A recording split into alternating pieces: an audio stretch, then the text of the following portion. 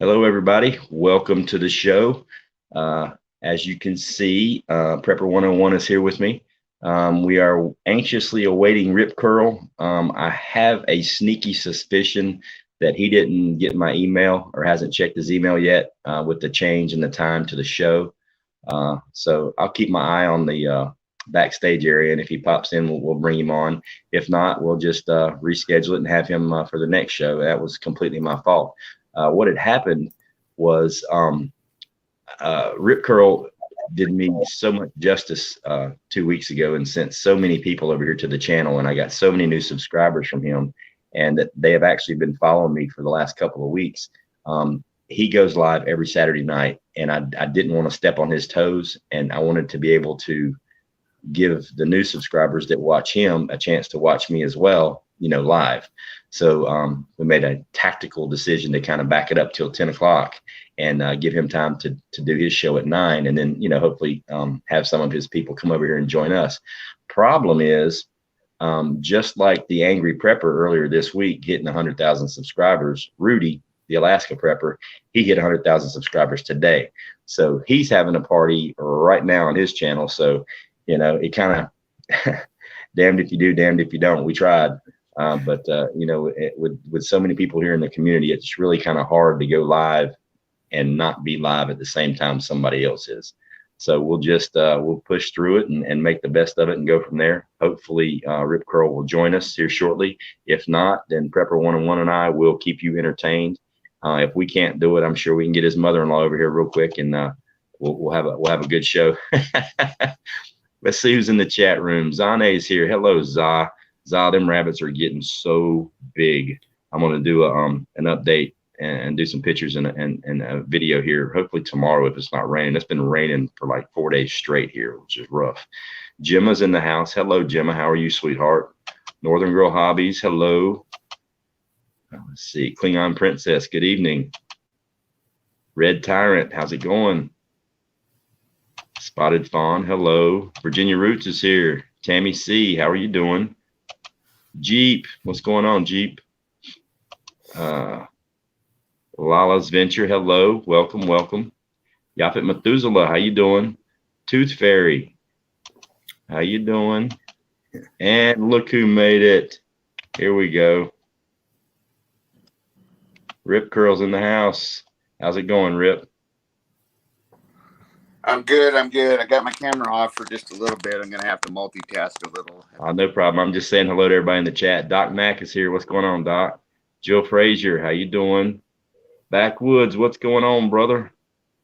Javon Cochran. Yeah, I just made a comment about that, Javon. I changed the time of this show to 10 o'clock to make time for pinball, because I gained a lot of subscribers from him and I didn't want to go live at the same time he is. And lo and behold, Rudy hits 100,000 subscribers, so he's on at 10 o'clock. So, I'm not going to change it anymore. We're just going to run it through and we're just going to have fun. It is what it is. Tammy C, oh my goodness, thank you so much. Wow, that is amazing. That is awesome. Yeah, big hug to the camera. That is so awesome. Thank you very much. Amazing. Let's see who else we got in here. Jeep, Virginia Roots. I think we said hello to everybody. Yeah, I was telling them earlier, Rip, I changed the show time and I sent you an email, and I was hoping you had time to catch the email that we bumped it to 10 o'clock, trying to make room for everybody. And we were hoping you got the message. I'm glad you did.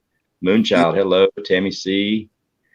Yeah, so awesome, man. This is my third installment of the Prepper Summit, and this is the first episode where we actually have all the panel members up here and the cameras and microphones work. So this is awesome. This is a first timer, Jill Frazier.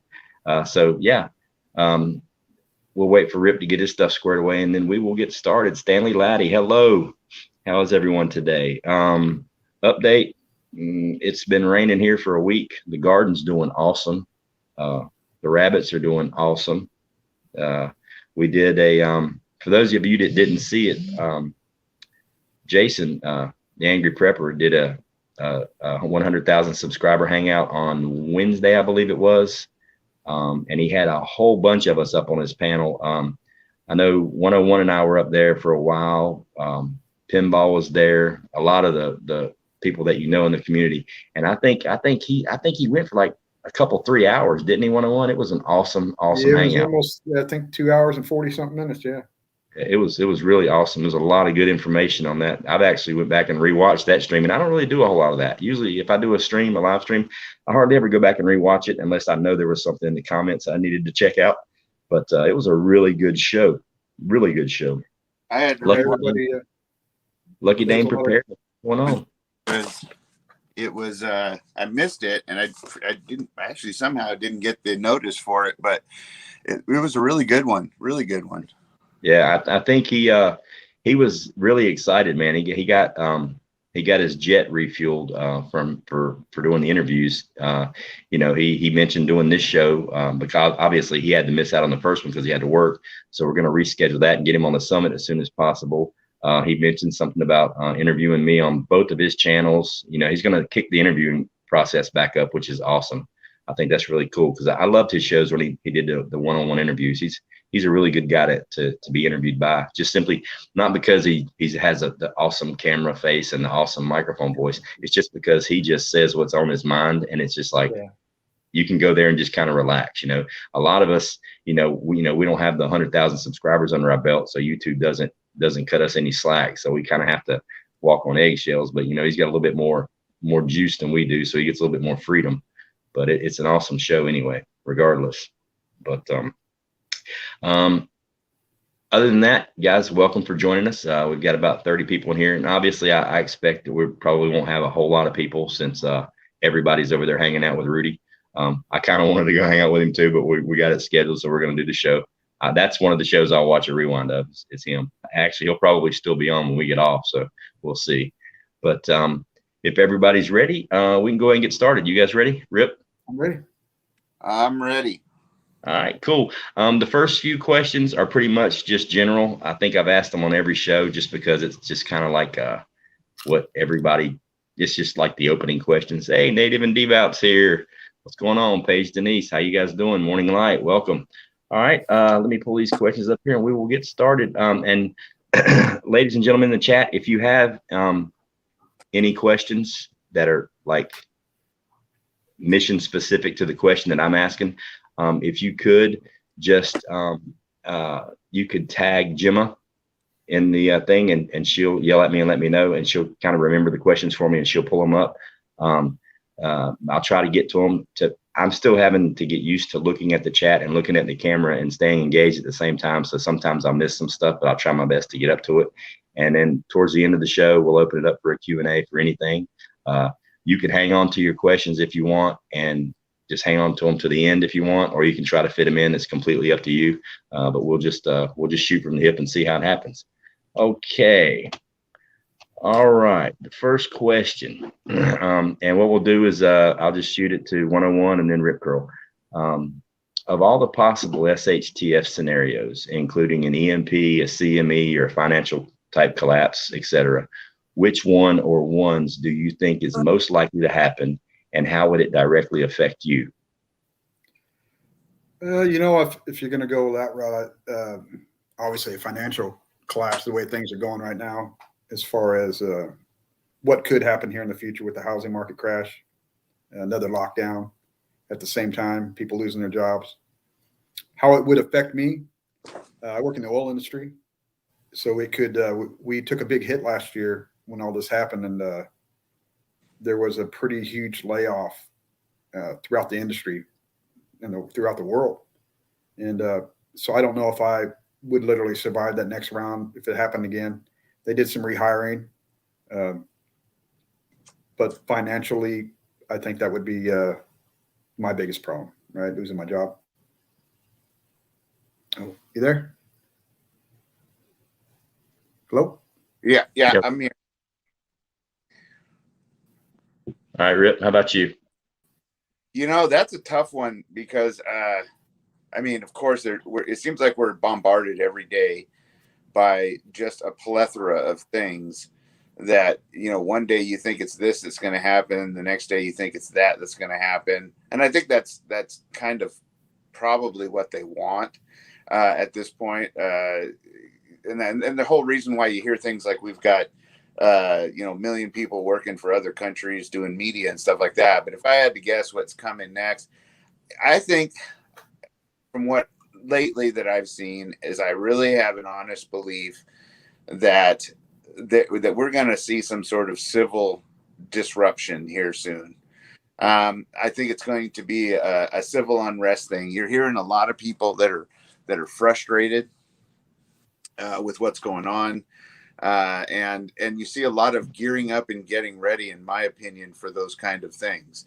Some people will say, "Oh no, they do drills like this or that all the time and stuff like that," and there are those of us, that have friends and stuff in and out of the military, and we have to understand that they're not going to tell us everything, because they're not supposed to, and it can get them in big trouble, but they tend to drop hints and things like that. And I can tell you this, I use my experience on what I've seen in the time that I've grown up. I mean, I'm 50 years old now. I've never seen exercises where they block off entire roadways or highways and start flying in and out, and practicing things like that. I just haven't seen that before. And then the names they use, of course, are always really kind of telling, as well as if you look at the patches. So I almost kind of think, and like today, outside my own house where I live here in Southern Oregon, we've had Apache helicopters been flying by. We don't even have any military bases anywhere remotely close to us yet. Our airport here not too long ago got made a refueling station for military without telling. I mean, nobody knew unless you looked it up. So I think they're getting ready for some sort of civil disruption, and I think it's going to be, if we had to say what it's going to be kicked off by, I think it's going to be kicked off by the fact that they're still playing their agenda with this sickness, and I think they're going to up the ante. I think we're looking at, getting told to stay home, and I'm using other words, of course, but Right. We're being told to stay home here pretty quick, and I'd be willing to bet you it's about mid to late part of this month even. But you're going to start hearing about wanting us all to stay home. Yeah, I can definitely see that. Yeah, and then you're going to have people are going to hit the ceiling with it. We've got a lot of people who, haven't made their mortgage payments and their rent payments and things like that, and that's all going to cause issues. And they're going to see, oh, here we go again. They're just going to make it worse again, and that's going to cause some disruption. And I think the reason why we're preparing so much for it is I think we're going to see two battles going on. We're going to see a battle between the division that they've caused in this country when they do that. And at the same time, I think we're going to see some of our less than friendly countries look at this and say, you know what, now's the time if we want to become the number one power in the globe. So that's kind of what I think. Now, how did it affect me? I have to say this. I mean, I'm doing like everybody else is. You got a garden going. You're figuring out ways to be self-sufficient, and things like that. Prepared wise, as far as what I have put away, I'm pretty well taken care of there. With I'd say well over a year's worth. I won't say exactly, but I'm able to defend myself, and so is my whole family, and we practice and things like that, like everybody else should. But we won't know until we see it hit. I mean, like I always tell people, SHTF isn't something you're going to go and wake up one morning and hear a loud noise, look outside, and you're going to, see zombies going around or anything. You're going to basically wake up, grab your phone, drink your coffee, look outside, and it's going to seem like yesterday, but it's not. Right. And that all depends on where you live. And from there will depend on how much time you have planned. So fortunately for me, I live in an area that is pretty well shielded from this kind of stuff. Always has been, but it eventually affects us. So we'll have some time to react, but I am worried about the supply chain issues. I mean, we're starting to see things not be as much. So sorry to be long-winded there. No, you're fine. You're fine.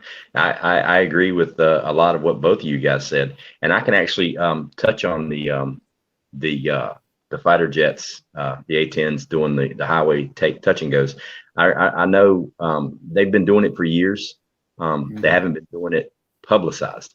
When Eisenhower designed the interstate system, way back in the day, I mean, and correct me if I'm wrong, but I believe it's 1 mile 1954. every 5 mile stretch is a solid straight line to be used for landing aircraft in an emergency situation out of all the interstate highways. And I know they have done these takeoff and landings. I've never seen it before, but I've definitely never seen it as publicized as this. Are they kicking it up? Are they doing it more often than not? I don't know. But it would make sense from a military standpoint with all the possible unrest, whether it be civil or anything else, to brush up your skills and kind of be ready. But it does kind of make you question where their minds are right now. It's really, really strange. It's beyond me, but it is what it is. What are we going to do? And the thing is, we can't really predict it. We just got to try to be prepared. You can have your guard up, guarding your face, but you might get kicked in the gooey sack. You're just never going to know. Basically, it's not going to be an action type of thing. It's going to be a reaction type of thing, from our standpoint. But and the thing is, you guys, that was an annual that plane landing. That was an annual training. There's another video on YouTube of it happening in 2016, yeah. August 4th. Doing right? it. So it's an annual training. Yeah, it's nothing to be concerned about. This one just got publicized and blown way out of proportion to me, because if it was something truly, truly secretive and high speed stuff, it wouldn't have been on TV. They would have kind of had it shielded. Yeah. But I mean, it plays good to the media. It's meat for the grinder. For the paranoid. But it's something that happens on a regular basis. And you guys' locations leads into these next couple of questions. And I, the Pacific Northwest is awesome. I lived in California for a while in San Francisco, and I freaking hated it. That place is nuts. I'll never go back there. But, didn't get better. Yeah. All right. Now, obviously, due to your specific locations, you prep differently than, say, people on the East Coast or people in Texas or Florida, things like that. And obviously, we know that the way you prep differs, so I won't even jump into that question. Here's my next question. Do you think your location is an advantage or a risk to you in an SHTF situation? And do you have any plans to change your location or improve your ability to weather the storm? 101. First, 101. Where I live is not an advantage. It's a hot, desolate area, densely populated. There's water sources and things like that, but there's no forestry or anything. There is, but on foot, you're gonna be walking a long way. We're not too far from LA, so if something bad were to happen, you got 10 million people that they're going to come over the hill, and they're coming this way to literally they would be coming to our direction. So where I live is strategically poor. As far as food wise, it's a fertile soil where you can grow stuff, but you're out in the open. We do have plans to relocate, and my wife and I are in some serious talks. We'll probably be more finalized tomorrow about moving to Wyoming. It's less populated. It's everybody keeps complaining it's colder, and I look at that as an advantage. That's why it's less populated. I have to deal with less people. They have more of the same mindset as I do, as far as taking care of yourself. Right in Wyoming, you're more independent. There's more homesteading there. You live in rural areas, and you're more like having farms and cows or whatnot. You're more independent, self-sufficient. So that's our plan. And so hopefully that after seeing how our talk is tomorrow, we'll maybe here shortly that become a reality. Sweet. Rip. Well, in our area, it's kind of unique. Like I said, we've always been kind of sheltered, in the past through economic things, with the exception of like the building bust that happened last time. Those kind of things, they reach deep. But, we don't feel a lot of things here. It's kind of an isolate. I mean, I don't live like out in the sticks. I live I-5 goes literally right over the middle of our town.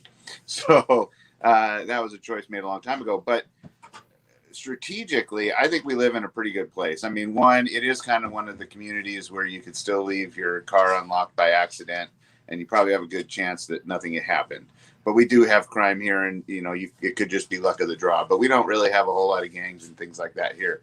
And why I'm saying that is because if you live in a city type, a metropolitan area, those are going to be ugly if things do get difficult, whether it's loss of power, water, anything, right? As we saw in Texas.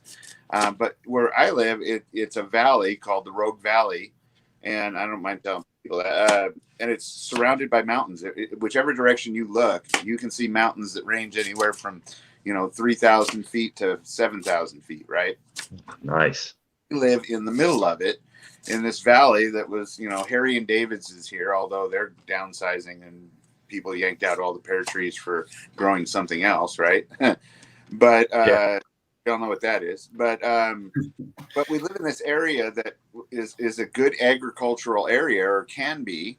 Has a lot of ranches and farms and vineyards now and all kinds of stuff like that. So it's really diverse, and it's a great place to raise kids. So from that point on, I didn't have to worry about all of a sudden our urban gangs turning into marauders and stuff, right?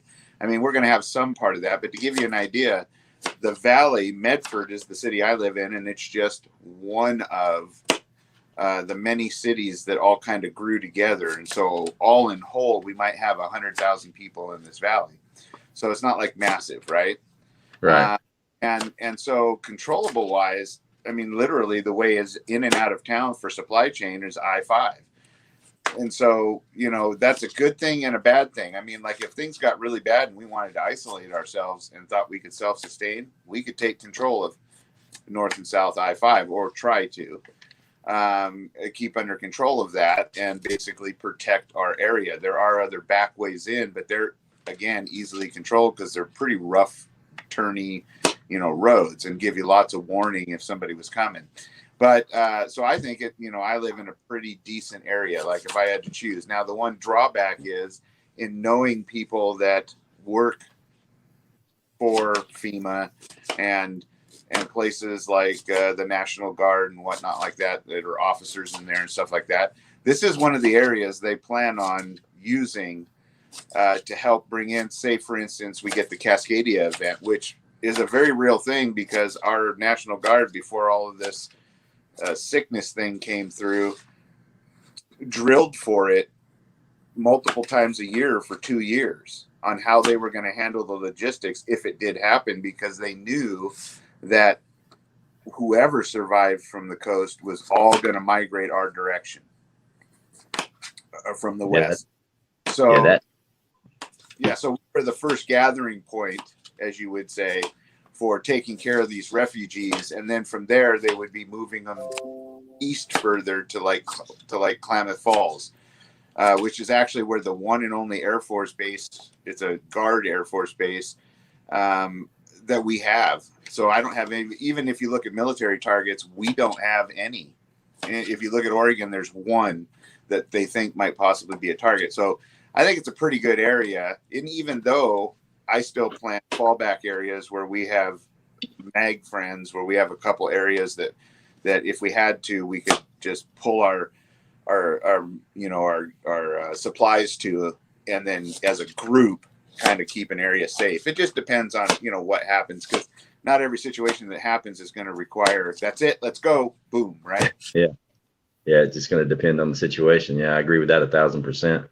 Yeah, location is very important. I mean, your location dictates how you prep. I mean, it really does. I mean, where you live is going to tell you what you need to prep, how you need to prep, and especially strategically, but also, food. I mean, you may live so far north, you're really not in a legitimate growing zone where you can produce enough every single year for you and your family. If you get a good growing season, I mean, you could be in an area, so far south that if the grid goes down and the power goes out, your main priority, number one, is going to be controlling the climate and controlling, making it livable, where you and say if your parents are with you or you're, 60, 70, 80 years old, you're very susceptible to heat and temperature swings and things like that. And a lot of people take that for granted. I mean, for me, the climate was one of the main reasons why I relocated to where I'm at right now, where it's in an awesome growing zone. The climate is good. if all the power went out, winter, spring, summer, or fall, it's completely survivable, and that was a main driving force to me relocating back, to North Carolina. And a lot of people take that for granted. I mean, if you're, in Canada or Alaska or somewhere out in the middle of nowhere, yeah, life is great when you've got power and heat. When all that shuts down, life's gonna suck. I don't care how much food you got, it's gonna suck. And some people just kind of take that for granted. And to me, that was a priority. At least for myself. Well, that's security too. Where you live is depending on how densely populated it is. If you live in a urban setting, you can have plenty of food and water, but if you're going to have to deal with marauders all the time, you're going to lose at some point, Yeah. And you got to choose your neighborhood, man. You got to choose the area and the people that surround you, and I was really particular when I picked this spot, and I'm really lucky to have this spot. And I relocated from a county with a population of way over 500,000 people to a county with a population of less than 40,000, so it was a huge step in the right direction. It's still more populated than I want it to be, but I'm about a 2-minute walk from the middle of nowhere, so I'm on the very, very, very outskirt edges of suburbia, so to speak. I can't get any closer to being in the woods than I am right now, which is awesome. It's got its pluses and its minuses, but I'm working through it. Yeah. But well, you bring great points there, especially when you're talking about weather. I mean, say you lose power or whatever. I mean, you're talking about air conditioning going. So, your zone that you live in, like for instance, ours right now, yes, we're going through a heat wave. It's actually been kind of difficult. That added with the fires have been kind of tough. But normally around here, if you would say before all of this madness, we might get a week's worth of 100-degree weather, and it's never right in a row. That this year isn't that, but I still don't think it's something that you get concerned about necessarily, because if you go back, they said, oh, it's the first time in 1,000 years. Well, that's not true, because if you go back in 1932, they actually had a year where 20 states were higher than they are now. So this isn't. Yes, it is a heat wave, but it's not what they're trying to make it out to be. But what the point I was getting to is it's interesting. We all have friends and stuff in the prepping community that are from Arizona and Canada and things like that. And I couldn't imagine. And I think that some don't really understand that if you lose power, I mean, yeah, Arizona is a great, state as far as politically and 2A thinking about it and freedom thinkers, and all that. And they're battling away right now to try and fight for all of that with the audits and stuff like that. But the reality is all they got to do is kill the power, and you won't be able to live there. It is impossible to live in that area. Well, not impossible. It is very hard to what most people can't and don't understand what it would take to live in a community when you don't have air conditioning from your car to your house, to your job, to the store, to your house and back. Right. I think they really understand that. Here, if the power went out, it would be uncomfortable for a while, but we could manage with using convection and stuff. And then, of course, it gets into the fall, which is plenty livable. You don't need any air conditioning or heat. And same thing with the spring necessarily. Just wear more clothes or a blanket. And then the winters are mild. You get, maybe, it might get into the 20s, at night or something like that, and mostly 40s to 60s during the day. So it's all livable. And I think that's something that's important when you're thinking about your plans, because, if you live in an area, like I say, like especially Arizona, places that are really hot or super, super cold, like Wisconsin and around the Great Lakes area and stuff like that, people are going to start. And that's something you got to think about. People will start migrating out of those areas and coming into the central U.S., coming down from the northern latitudes and then up from the southern latitudes and things that are too hot. So they'll be coming to your areas and whatnot. So, that's something to plan for, definitely. Yeah. Yeah. It's people, they forget about the small things. I mean, it's like most of the places in Southern California and especially Arizona, if they turn off the water that's being pumped in there, it's unlivable. with the populations that are there. I mean, if they turned off the water, to all that fertile farmland in California and turned off the water to areas like Vegas and Arizona, that it's unlivable. Like it's not even survivable, especially not for a population of any size. I mean, it would go straight zombie in about 24 hours. It would be crazy. I do not even want to be anywhere near that. That's just, okay. Let's see. During your time as a prepper, survivalist, homesteader, I like to say normal human being, what would you consider to be your biggest success and your biggest failure? My biggest success would be that I actually started prepping. I started learning how to prep. Wanted to do it for years, never did it, and started doing it. He always keeps it. It's overwhelming in the beginning, right? Everybody starts prepping, and you think, oh, I gotta get food, I gotta get batteries, I gotta get guns, I gotta get it's very overwhelming. So you keep putting it off. You go to the store. I still remember going to the store and buying gauze pads, and I got home and I was like, oh man, I spent $50 on gauze pads. You know what I mean? I can't do it. And then one day I just started, like everybody says, when you buy 2 cans of beans, you buy 3, right? You buy you buy a little bit extra each time. And just getting started, I think, was my greatest achievement. Yeah. My worst one? I don't know. It's a good question, man. I don't want to sound cocky, but I don't think I have my worst one yet. I haven't bought something that I didn't want to use or wasted a bunch of money on something. I'm pretty picky on what I buy. I don't buy the fanciest bag or the cheapest one either. I try to stay in between. I try to. Well, I mean, for me, I got a lot of things that I consider that I don't know if I consider them successes as much as that I was just fortunate or lucky. In growing up, being outdoorsy during, my younger years, especially, and hunting and fishing and learning all of those things. It seems like all of the toys, or I call them toys, or tools or whatever, they all seem to be things that fit to help in a survival situation, whether that's, firearms and tents and camping gear and backpacks, all those kind of things that you enjoyed, throughout your years of just adventuring, all serve another purpose from a survival thing. So fortunate for that. I'd say my biggest success is actually one and the same with my biggest failure is I have too much crap. Because we all go through good times and bad times. I've lived lean and I've been successful, and now I'm living lean again. The only difference is now I have stuff, right? And I think that's one thing we all need to be careful of. You don't need a lot of stuff, and you don't. My biggest failure, and right now that's one of the things I'm trying to work on. I would rather have room and organization, which is what my current projects are. Getting things so I know, like it was in the past, when you had more money, you had a little bit more time, right?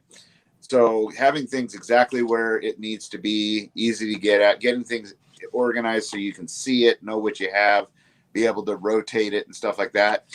That's really important. It's more important than stuff. Stuff will just start piling up, and then it will become a problem. And that's why it's one and the same. It's my success that I have all the things I need to survive, but I don't need some of them. And some of them are ways that I need to get rid of. They're not really survival items. So, and I'd say the other thing is the garden. I live in a neighborhood. So I live in like not an urban, but more like a suburban type of thing. Mm-hmm. I'm able to show people that you can grow enough food, not only to, it won't take care of you for the entire year per se, maybe, because, unless you know how to can and put it away. But I mean, I just sent out a shopping bag full of vegetables and stuff from the garden to go take to friend's house at a barbecue, just to help share the excess, right? But it easily is produced enough food as I can it and eat it and stuff like that, that it would provide for a majority of the year in a small space. I mean, I'm doing it like you, Ghost, where I mean, you're doing it completely container. I do have somewhat of a garden that is a combination of a raised bed and a bunch of buckets, right? But I'm showing people that even in a small backyard, you could absolutely grow massive amounts of food.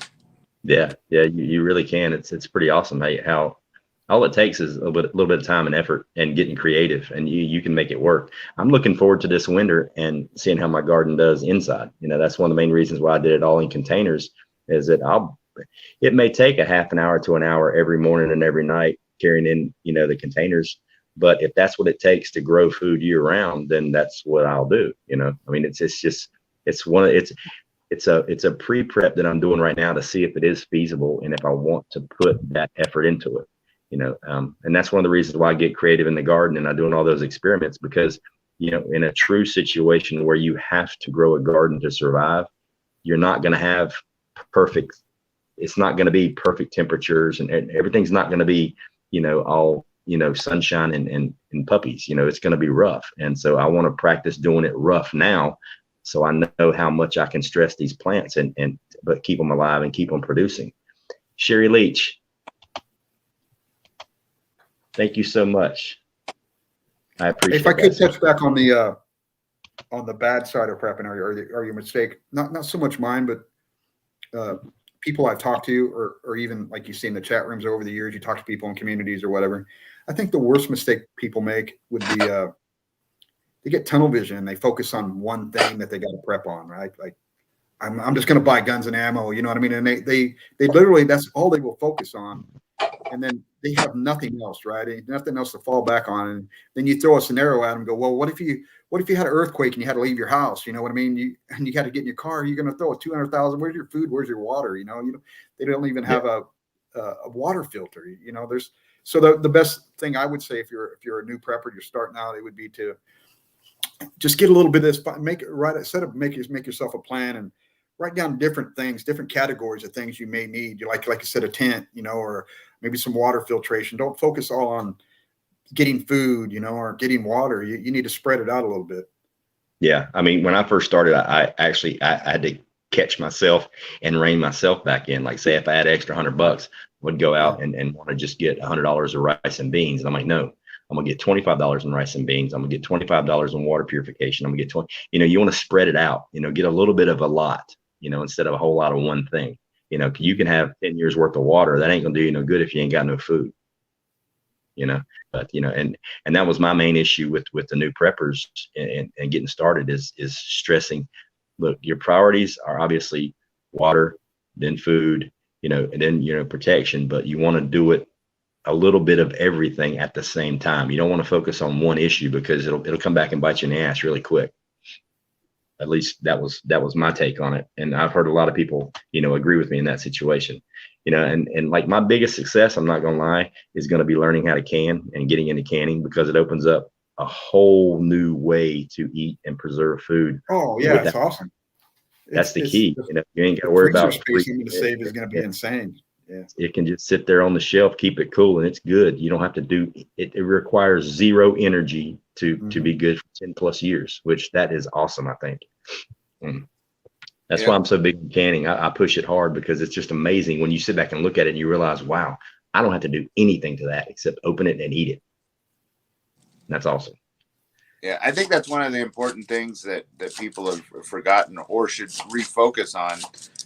And I think it's been purposely, I don't know, bred out isn't the right word, but educated out of us, is the fact that there was no such thing as preppers in my great-great-great-grandparents' day. It was called living. Yeah, it was being a normal human being. Right. If they didn't do it, they didn't live. And I think it just became every day. I mean, a lot of things, like, for instance, when I go elk hunting and stuff and we'd be in an elk tent, to us, that was, a luxury. I mean, we're like, wow, look at this. It's all set up. However, that's how the people in the very beginning actually lived in things like that while they built their log cabin and set up their land and things like that. If you look at a lot of pioneer towns, they were just a facade with a tent behind it until they could build the building, right?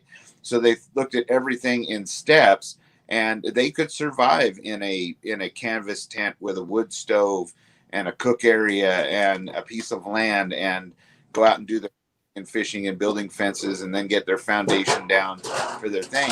But and they're always planning, because if they don't, everything they do, and that's why canning was so important. That to us, it's something to learn.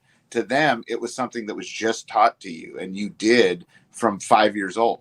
Yeah, a necessary skill you had to have, growing up. And up to the early 50s, most Americans had a garden, right? Oh, yeah. People grew their own food, and then grocery stores. There used to be markets, right, that you could go offset what you grew at your home, but most people grew a lot of their vegetables at home. They didn't rely on the grocery store to get all their things, right? And then we became dependent on it, and all these skills got wiped away and lost through time, and now we rely on a grocery store. Very much so. Let's see what the morning light has.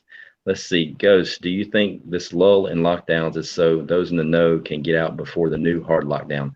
Honestly, I'm going to be 1,000% completely honest with you. I have not acknowledged or paid attention to a lockdown since they started. I go about my daily business the exact same way I did before. I think it's more psychological than anything else. It's just keeping people guessing. I don't think there's a huge strategy to it. I think it's just one of the tools in their toolbox. It's kind of like when you play chess, you have way more pawns than you have anything else, and they're easily usable. But I don't think there's a huge strategy to it. I think it's just a steady. It's like when you're a boxer. I mean, a jab really doesn't do a whole lot. It just annoys the shit out of you the entire time you're in the ring when somebody keeps jabbing at you, And I think that's what it is. I think it's just their constant little jab just to keep people on their toes. I don't read too much into it. Honestly, I don't. Okay, here comes a good one.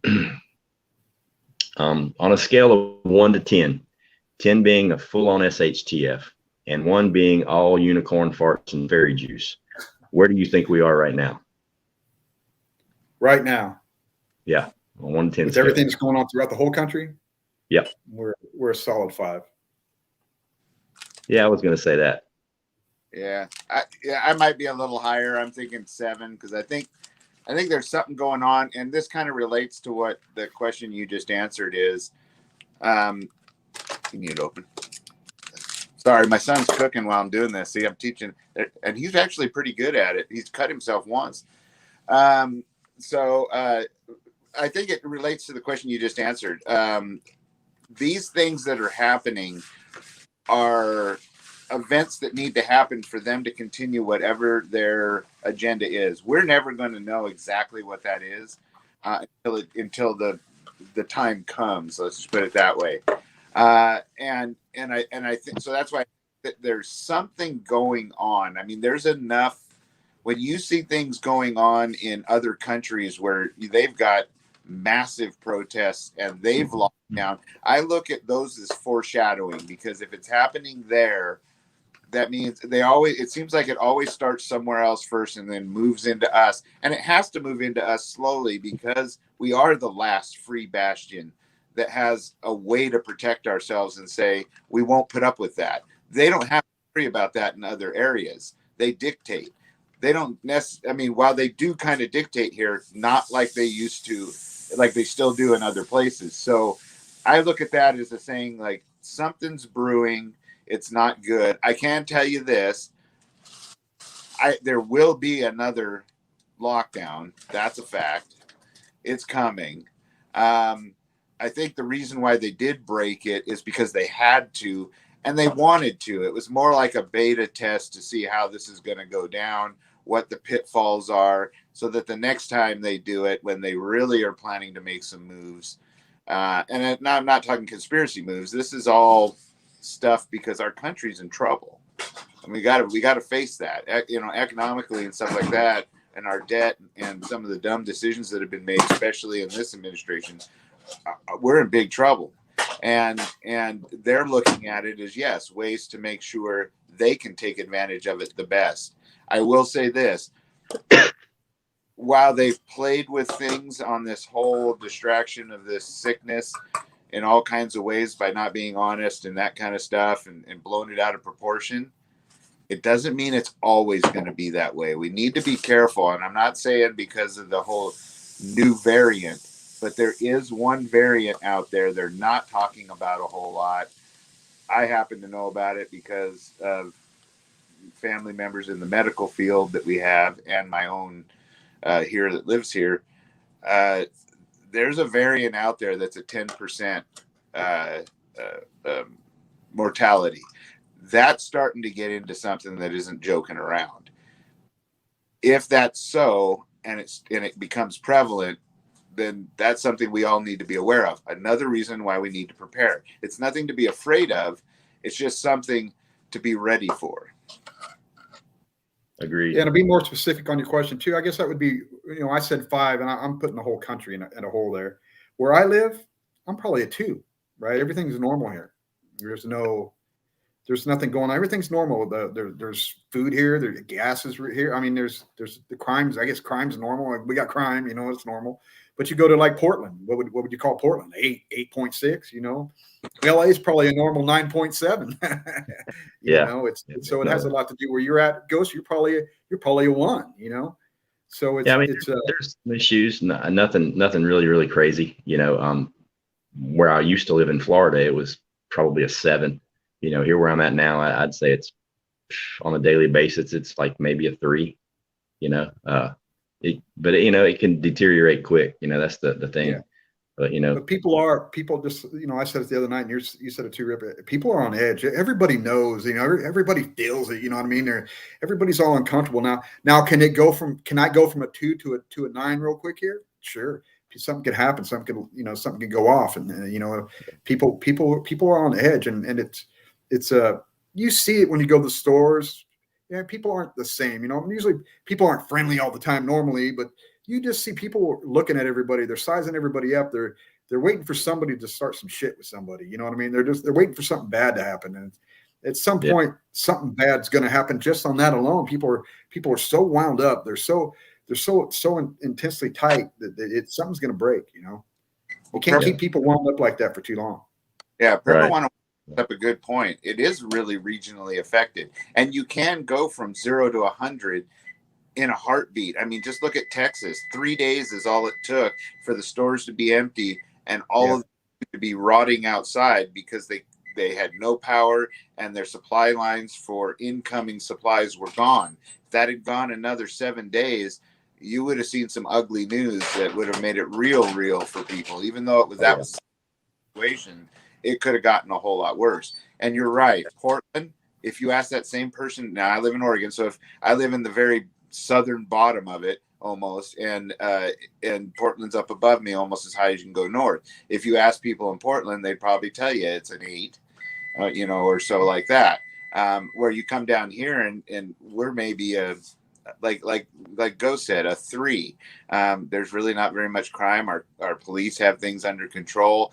You didn't see a whole lot of hoo-ha about the mask and stuff, except for that we got mandated by our governor, who is a problem. But other than that, people just lived their lives, and that made it, I think, somewhat. Some of the things that we wanted people to wake up to, they weren't really willing to, because it just seemed like the next day. Like I said, it seemed like yesterday, even though there were some serious things maybe going on.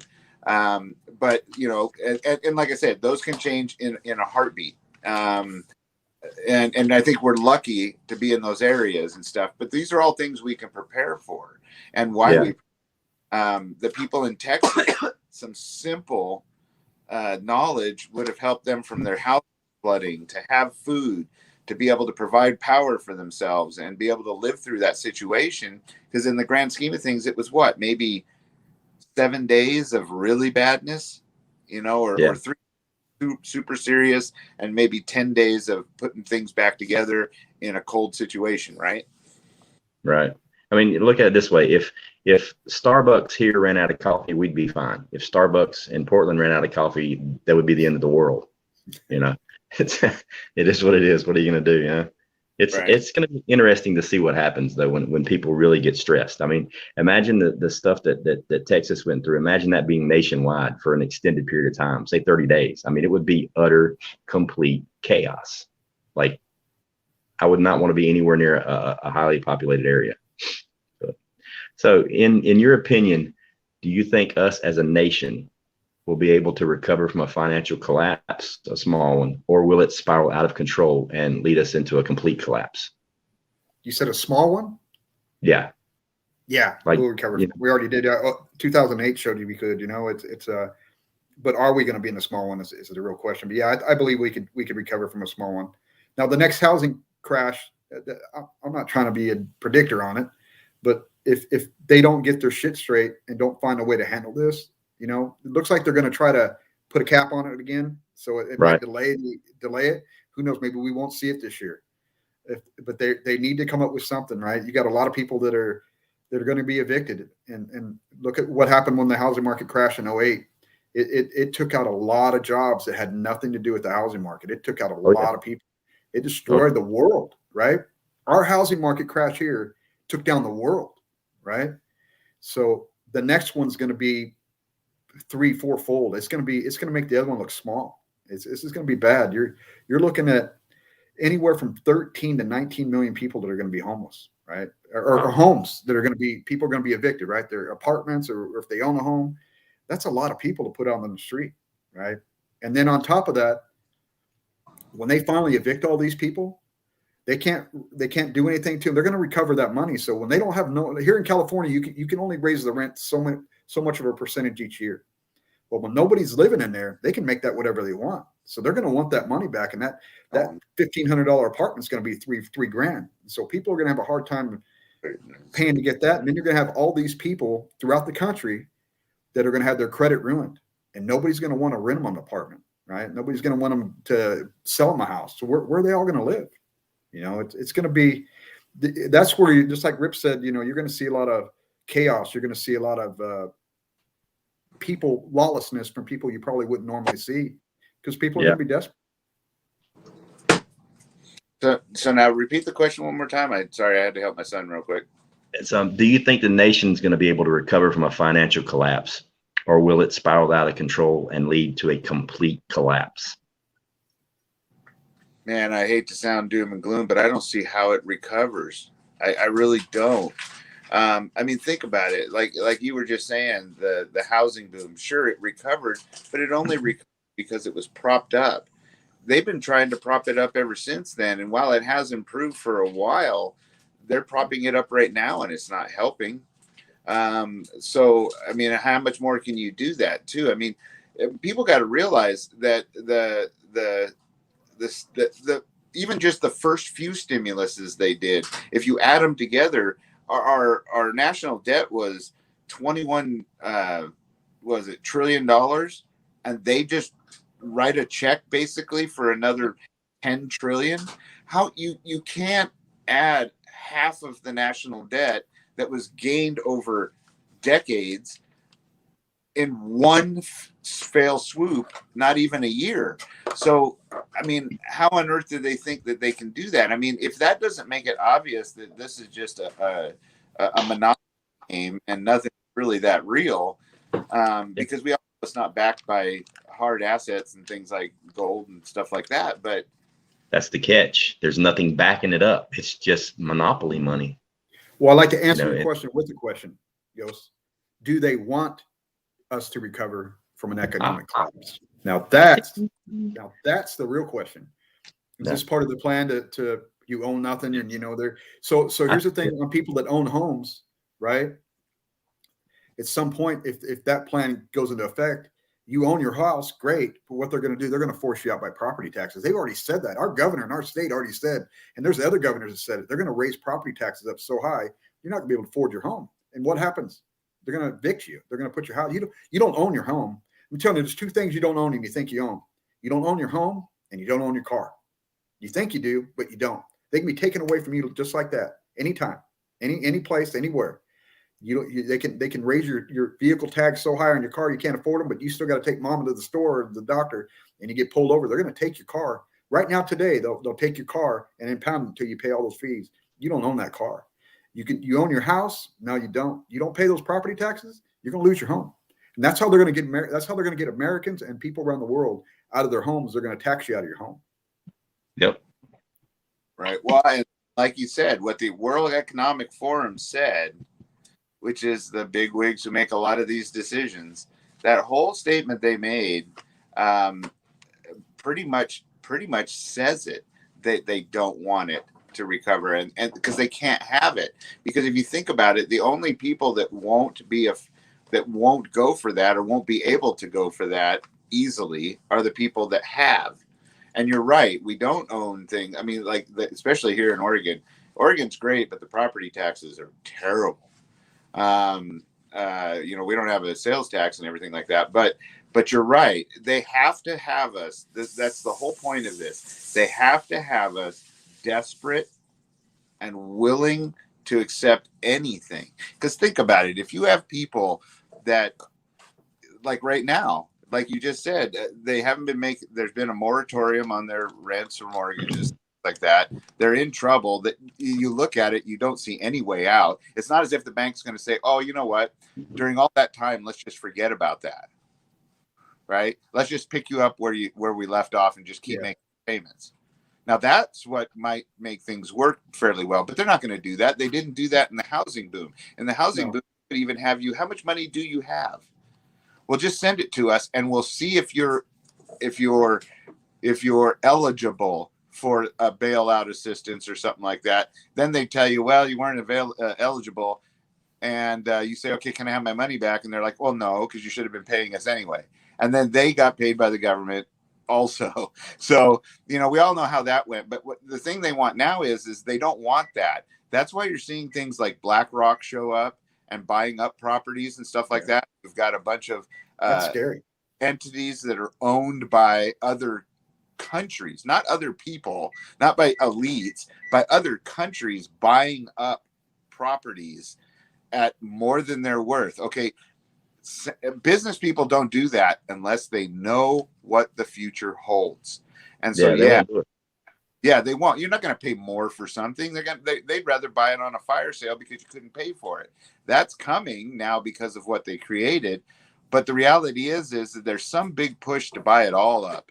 And you're right. I don't think that I think that what they're at is serious. They don't want anybody to own any property. No, they don't.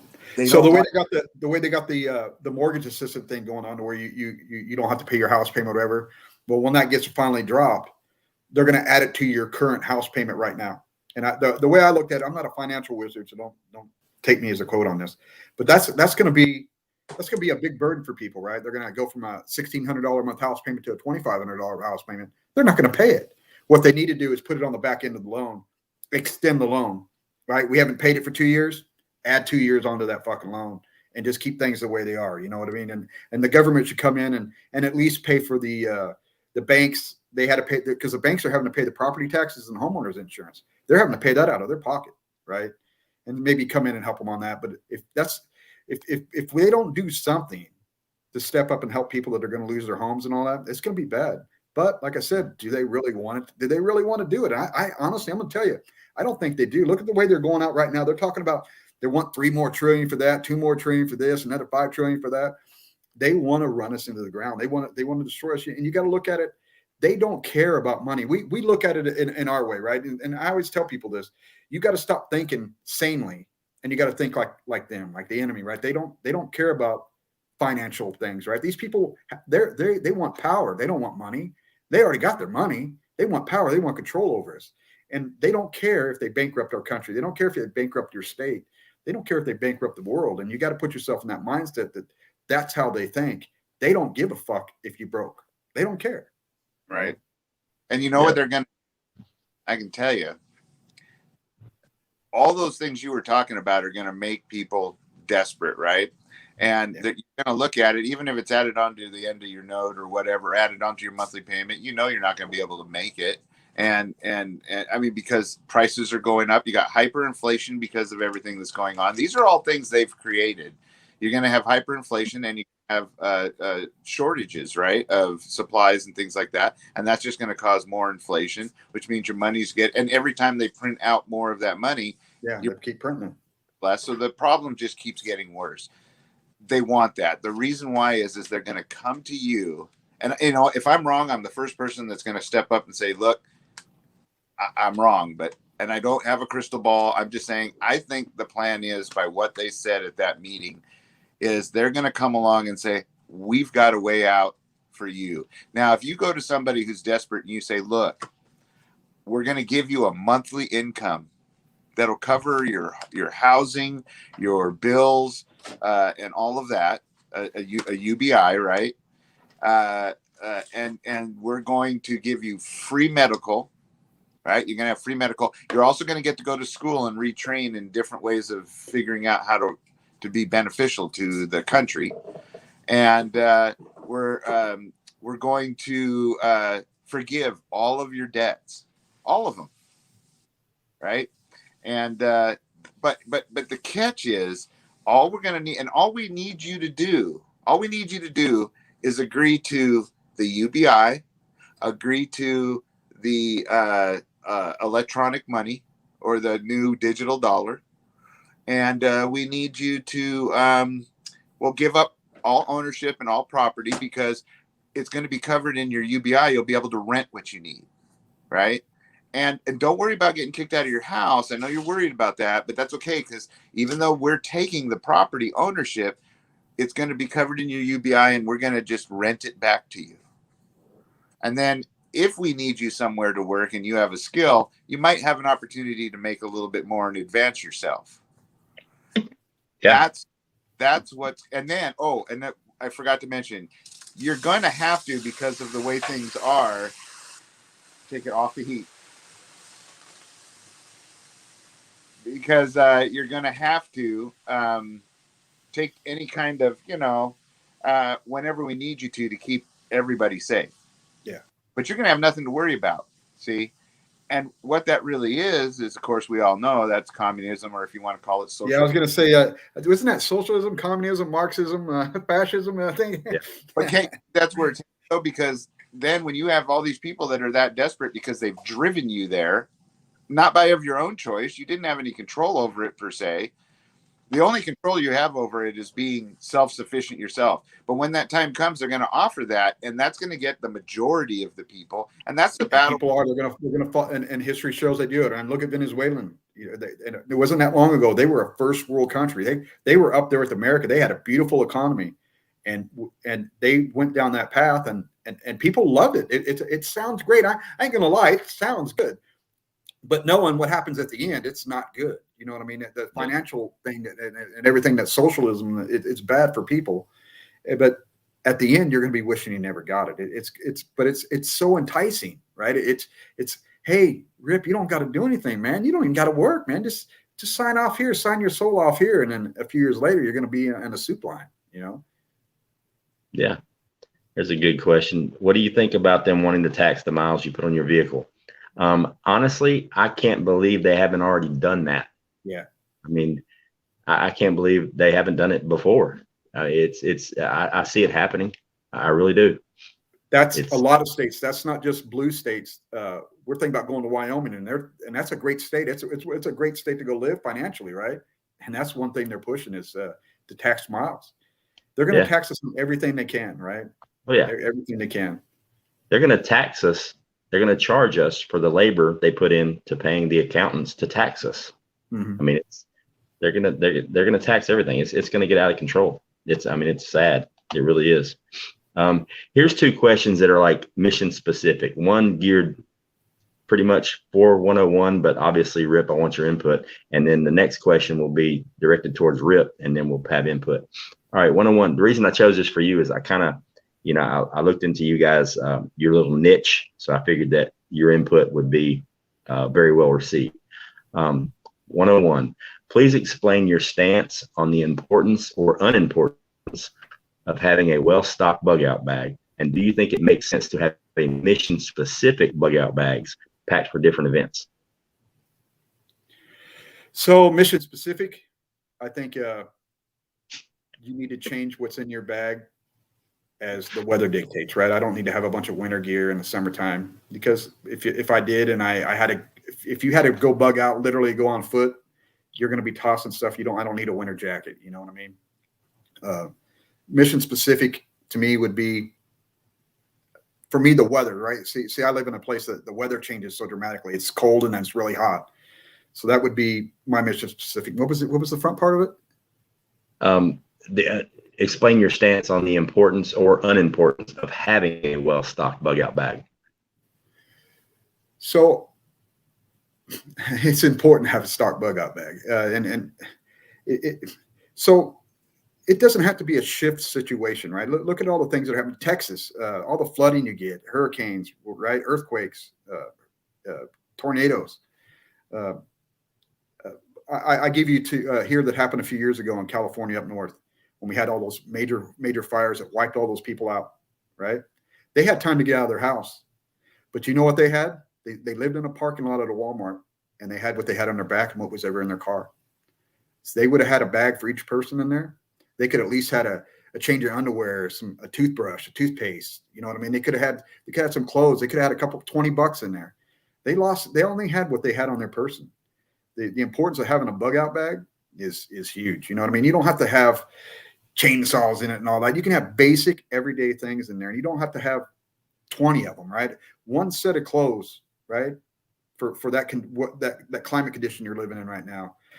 You can put those some granola bars in there for foods. You can throw some bottled water in there. A lot of hygiene stuff, but having a bug out bag is highly instrumental. It's Agree. It can make the difference of how you live that night, in a parking lot, and that's a real thing that's really happened. Yeah, definitely, I agree 1,000%. How about you, Rip? Yeah, I kind of have a unique way of looking at my bug out bags and things like that. I mean, it's always fun to make them and stuff like that. And like I say, that's where you got to be careful, not too much stuff, right? Keep it simple. Mm-hmm. Yeah. I like to look at it as, myself, I have boxes that I keep in my car that are pretty much an overall survival box. And that's just because here in Oregon, never fails. We always have people that get stuck out on some snowy road, made a wrong turn thinking they were coming here or there, and they end up dying because they have no idea what to do or have nothing to take care of the situation. And that's one way we should look at especially when we're talking to other people about preparedness. Don't bring the SHTF necessarily into it. Bring up situations like that. Are you prepared for that? Because it happens all the time. You could blow a tire up by Diamond Lake and freeze to death if you don't know what to do because there's no service, right? So do you have the basics that could save your life? And that's the way I look at it. I build one for every one of my kids. When they get 16 for a car, they get that kit in there. They kind of groan a little bit because it takes up space, but they've all used stuff that's in it. And that's the thing. And throughout my life, I've used stuff that's in it. Now, as far as my own like bug out bag or go bag or whatever you want to call it, 24-hour bag, you're right. They're all mission specific.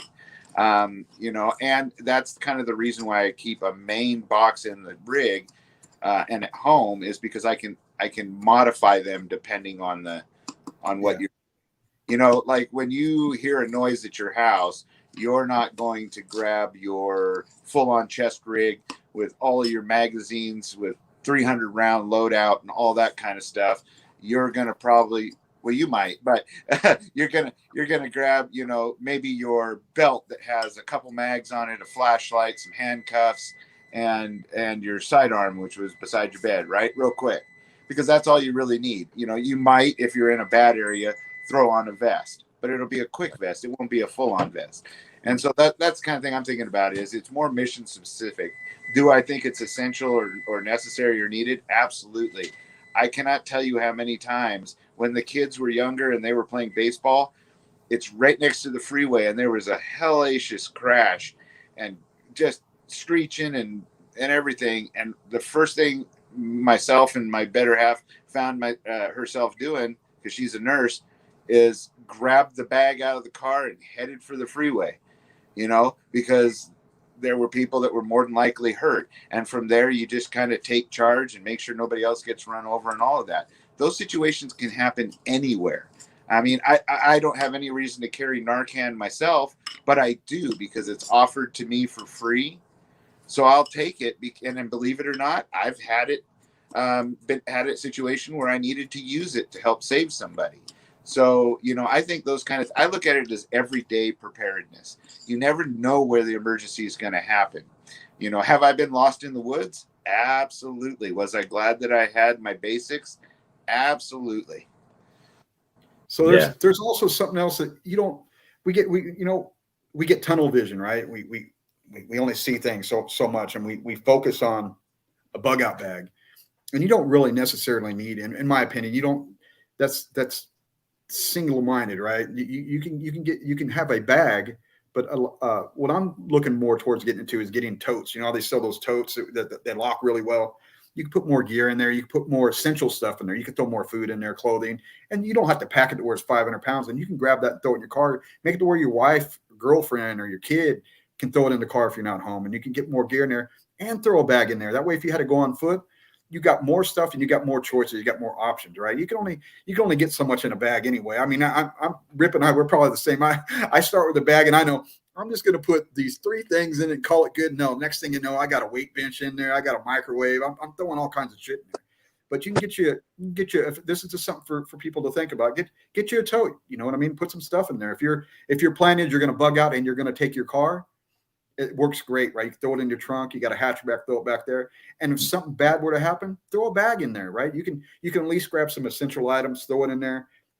And if you had to go on foot, you can grab your clothes, and then you wouldn't have to be, like I said, you could have a summer set of clothes in there, a winter set of clothes, and you got more variety. You have what I always say, you have more options and you have redundancy, right? Because that's what's going to save you in the day is options. It's having choices. Yeah. Yeah. I'm a big fan of the bags, and mine changes at least once a week. Something goes in, something might come out.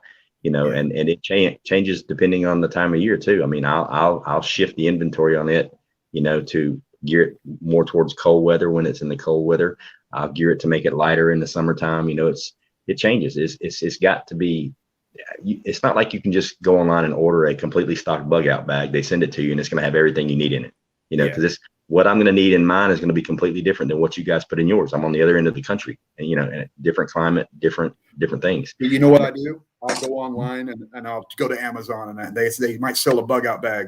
I'll go through the ingredients that they got on their list of items, and I'll pick and choose stuff, and then I'll go buy them myself somewhere else. I do that a lot, or watch a bunch. There's a lot of great YouTube videos on there, and you go, oh wow, I never thought of that. There's great stuff to have, but yeah, I think I'm gonna be leaning more towards for my family to leave in a car totes, right? Yeah. And I can keep them in the house. I can actually keep food in there. We keep our house 76 degrees. So if something happened, a fire or a flood or a shift, you can grab it and go just as good as you can a pack, and you get more items. Right. Gotcha.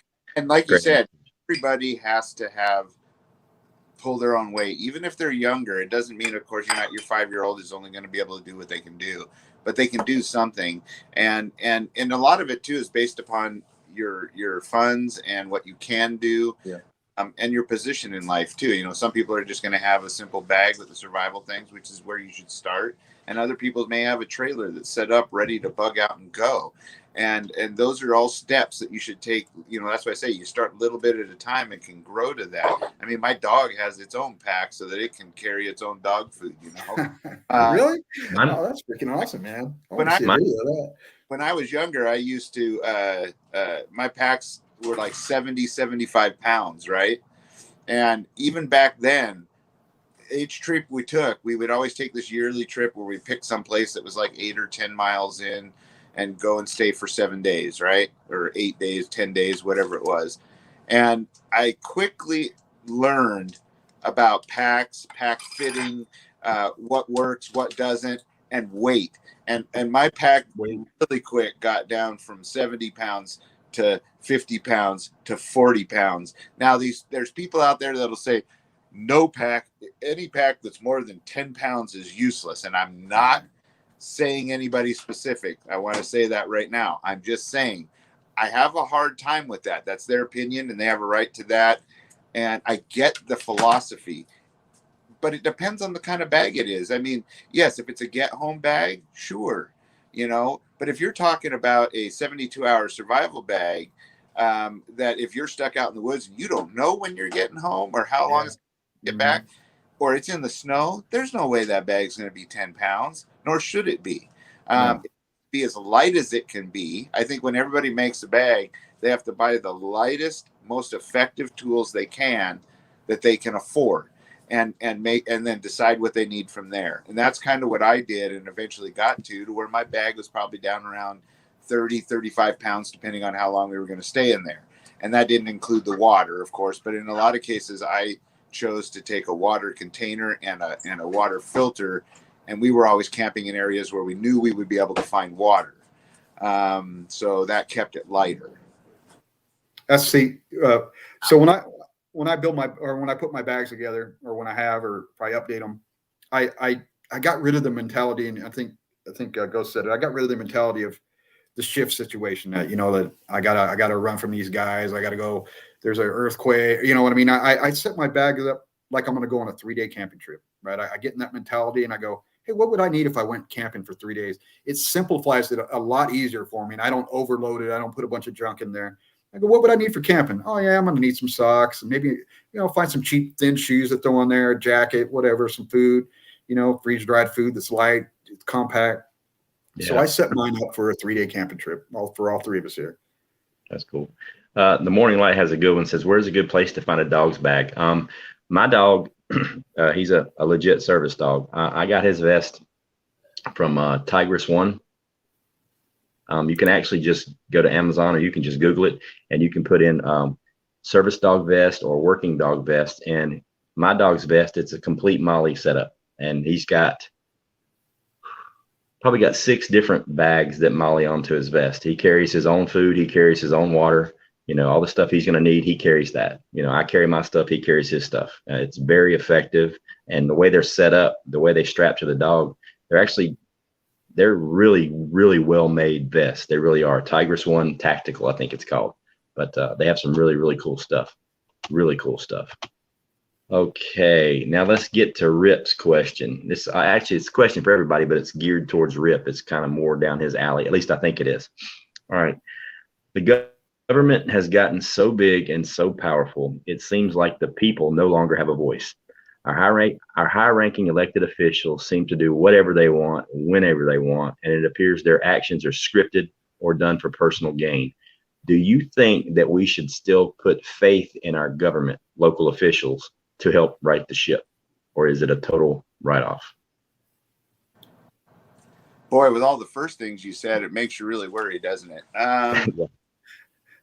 Trust is a hard thing. What I'll say is this. I think we got close to a situation like that happening now. And as you know, there's a lot of people out there that are really talking about some serious action.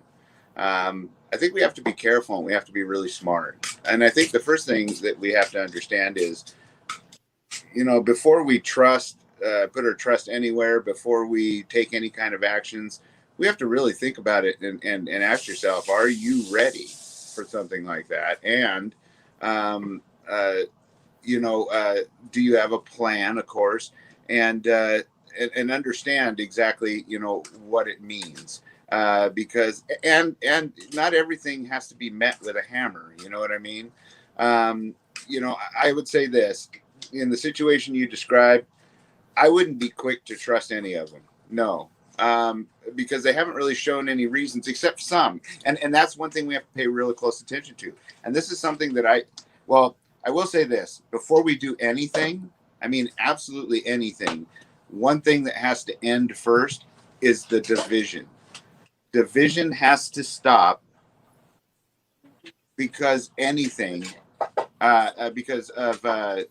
if you have division, there's just no way we're going to be. That's what they want, is everybody fighting each other. And, when you have that division, you're not going to be able to act. Especially against, a great big force, right? So at that point, until we do that, and that means, you need the whole, right? Even though you guys might not see eye to eye, you still have one goal. You want a country that works, a better place, right? So we have to understand how to tolerate each other for the greater, goal, right? But as far as, trusting them, there are some like DeSantis and stuff. There are some watching them that look pretty convincing. you know, that are really talking back against things that they feel are infringements and all that kind of stuff.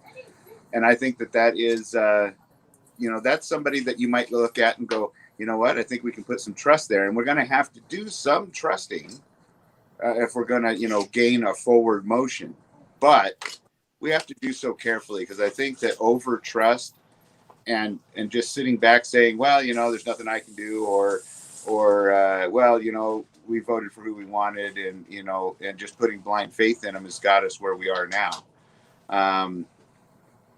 So, you know, I think we have to be very careful as far as that. Very careful. I think on a whole, no. I think at this point, there's so much corruption going on. I mean, you see it everywhere. I mean, all these things, and they come up in the news, and, you know, and I do think they're ones that are actively trying to fight it, but how do we know who they are? You know what I mean? I think be very careful, and really be prepared before we just say, hey, it's 1776, right? Right. Saying that that's not something that may need to happen. I'm just saying that it's not something that you just do like this unless you want to lose. Right. Agreed. 101? No, I do not trust them. Even the few good ones that are out there, they're not. Are you sure? Are you positive? You want to think about that for a minute? There's too few good ones out there to leave that trust door open, right? We've let them get out of control. We need to find a way to rein them in. They should be our servants, and they became our masters, and it's our fault. You know, we got too busy in our lives and doing things, and we believe their bullshit, right? I mean, we believe what they tell us on election day. I mean, I'm not. Both sides are bad. I'm a Republican, right? And they're shit too. There is no good side out there anymore. They're lying to us. They're cheating and stealing and robbing us too. But I look at like the Democrats, and I'll bring up Joe Biden when he used to run in Vermont, and he was always telling these guys, "Yeah, I'm gonna save your jobs, your cold jobs. Me and Obama, we're gonna be president and all that." And right when they got it, they went after their jobs, and it's like these people still voted for me the second time. I was like, "It's our fault. I'm sorry. We believe we're weak-minded. Human beings are weak-minded, and we believe people's bullshit, and we need to stop doing that. You know, people are so gullible, and Yes. these politicians know it. They know that we're weak and we're easy to control and manipulate, and they know what buttons to push and what pedals to step on, and they do it in step at the right time every time. Yeah. I mean, my view on politicians, I think they're middle management. And this is just my personal belief.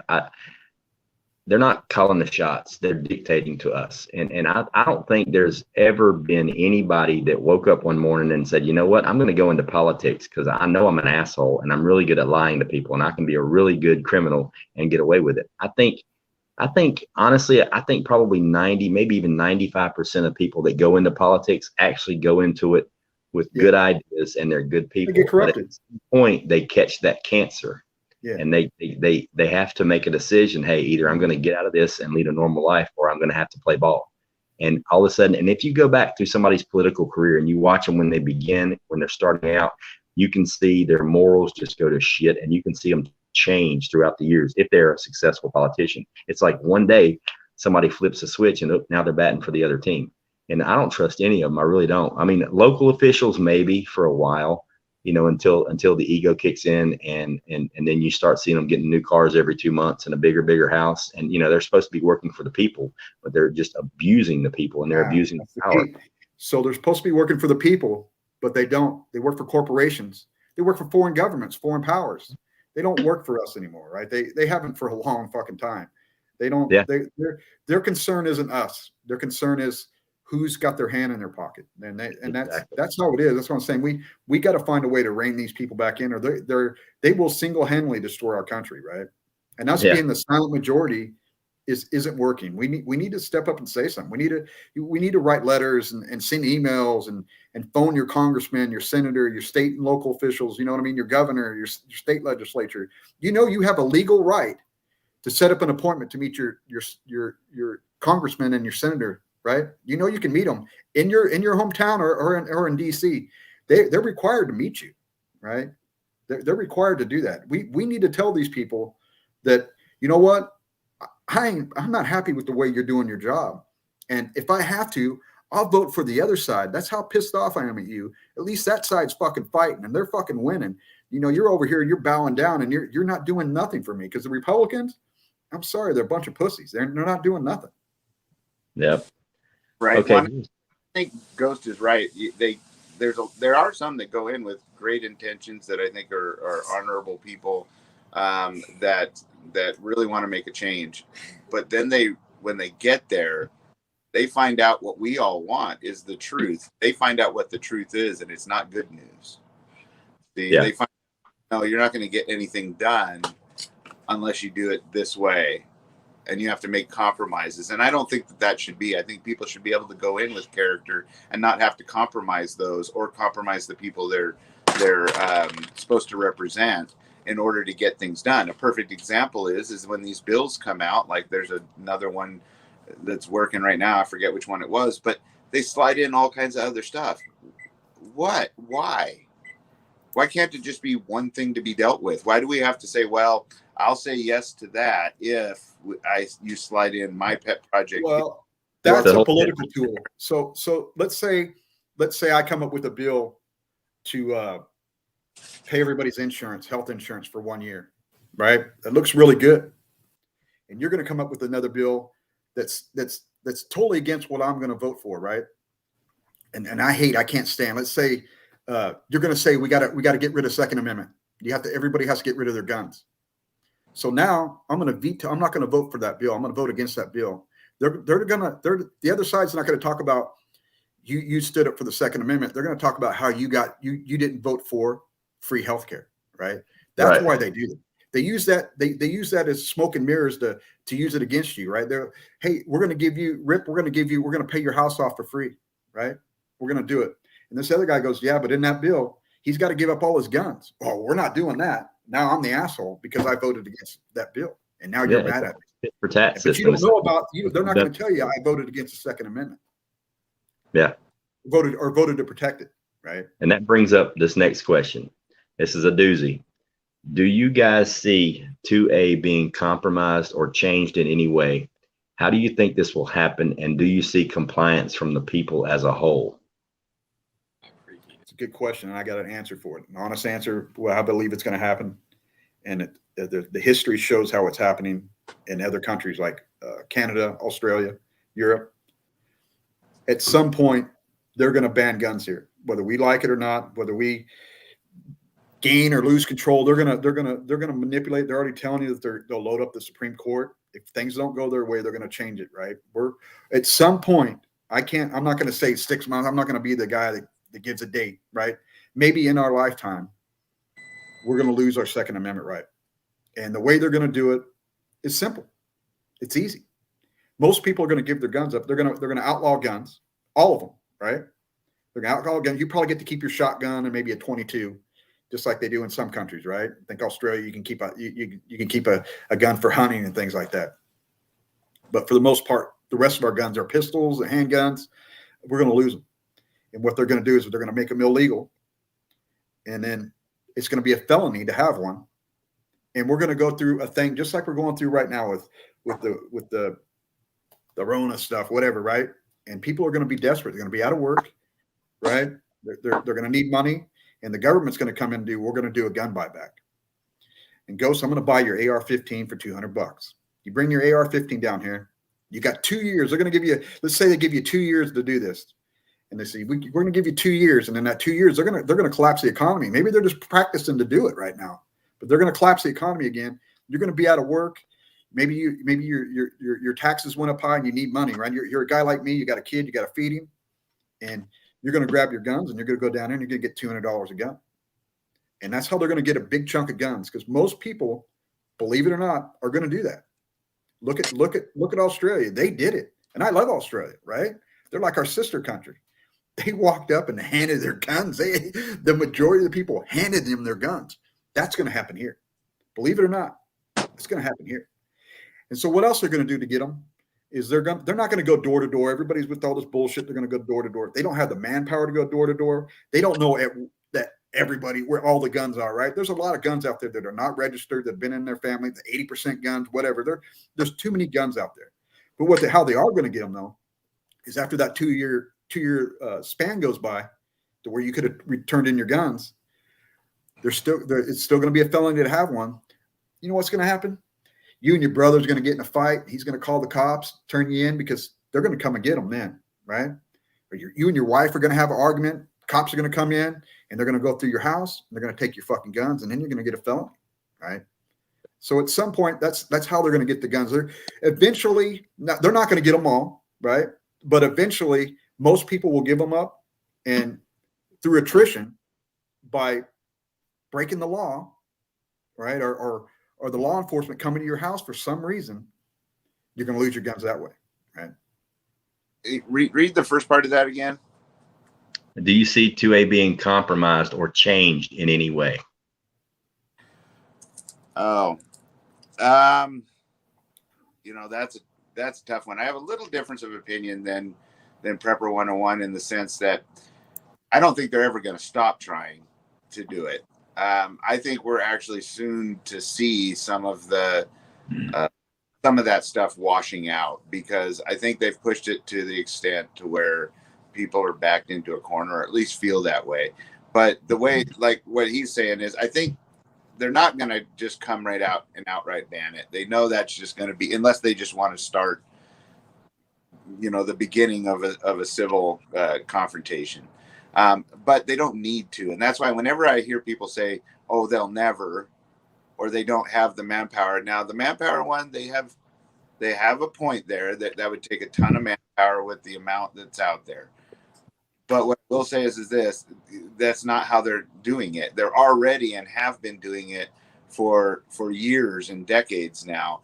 They take little bits at a time, and what they do, and what they're currently doing right now is they're looking for ways and bills to make it too expensive. Where and it's almost like a multi-level attack in a sense. They're going to make it too expensive to do by imposing taxes, fees, license fees. If they do manage to get a ban on something, anything that you have, you'll have to specially register for money, and and it'll be a fee like that. They've driven ammunition costs up high, and that makes it expensive to shoot. Some states have even required background checks, which is an extra fee, and licenses in order to buy ammunition, just for ammunition, even background checks for ammunition. So they're attacking it from ways. For instance, if they were to get the ban where they are banning the high capacity and all of the semi-autos and all of the pre-existing ones that I'd have to go in and register. You don't have to worry about it. We're not coming for those. That's their exact words. We're not coming for your guns. Yeah, right. You still have them. You only have to pay $200 a piece for them, right? And then register them. Right now, you have a tax stamp saying that you can have it. Nobody's going to be able to afford to do that after years of collecting or passing down through the family or whatever. So what you're doing, you're right, or Prepper 101's right. They're going to drive people into desperation because they can't afford it in today's economy. And that's how they do it. So what will happen is they won't need manpower, because just like he said, with things like red flag laws and all the other things, they come from all directions. They're going to get them one at a time. Yep. One at a time. Don't pay those fees. They're going to, eventually it's designed to say, oh, we just pulled you over for speeding. What? You have a pistol with you. Well, that's a banned one. Do you have your tax stamp? No, you don't. Now you're a felon. Now we can take them all. See? And they're going to take all of them because you couldn't afford to pay for something that you had the legal right and bought in good faith in the first place, right? So that's one way they're going to come at it. The other way they're going to come at it is, through attacks from other directions. Now, the good thing is, I think we're starting to see what that's causing, and that's where my hope and my positive outlook is coming from, is saying, and why I don't think that there'll be any big attacks on the 2A unless we go full tilt, is because if you pay attention, you'll notice that there is a majority of the counties, we started to see cities and counties start to say, look, the federal government is overreaching. We're not okay with it. We don't care what you say. We're not saying that your law isn't valid. We're just not going to enforce it. Right. And that's what we're starting to see with these 2A sanctuaries. What most people don't know is, because they don't want to talk about it, is that it's a majority of the counties here in Oregon, especially. And these are where people can get active here in Oregon, especially. I was surprised when all but maybe 5 counties out of the entire state were 2A sanctuaried already, mine being one of them. So I called, made some phone calls on that, find out that there happened to be a petition already going for that, and now we're a 2A sanctuary as of this month, right? So now that just leaves the, Portland, Eugene, all the liberal areas right there, right?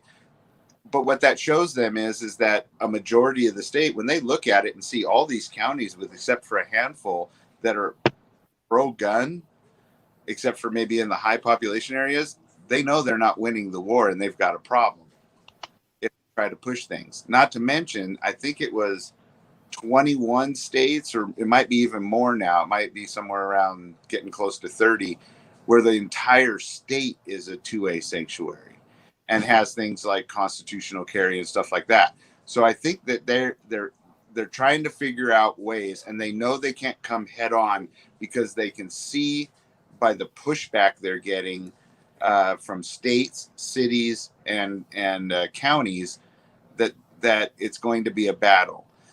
So they're coming at it monetarily, and making it and outpricing it, and basically forcing you to become a felon. For instance, the pistol brace, right? I mean, people bought those, including handicapped people, in good faith from manufacturers, that it was legal.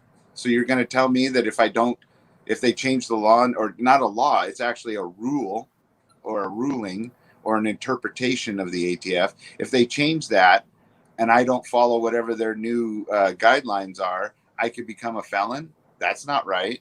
Right. And I mean, they're meeting resistance there, but they're always pushing like that. And what they hope for is that you'll say, okay, well, you won't go for that, but will you go for just this little piece? And then the next time they do it again, they ask for the moon, and they just take a little piece.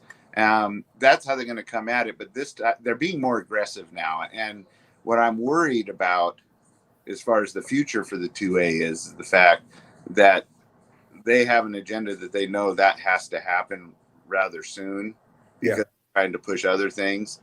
And I think they're getting ready to go toe to toe. Let me touch on 2 things you said. One real quick is the states and counties that they're sanctuaries. I hear that, and I see that. I applaud that, right? That's awesome. But at some point they're going to infiltrate that with their politicians and take that over and reverse that, right? I mean, they're like a virus. They're taking over state by state, and you do it by city, county by county, and then state by state, and eventually that's going to go away.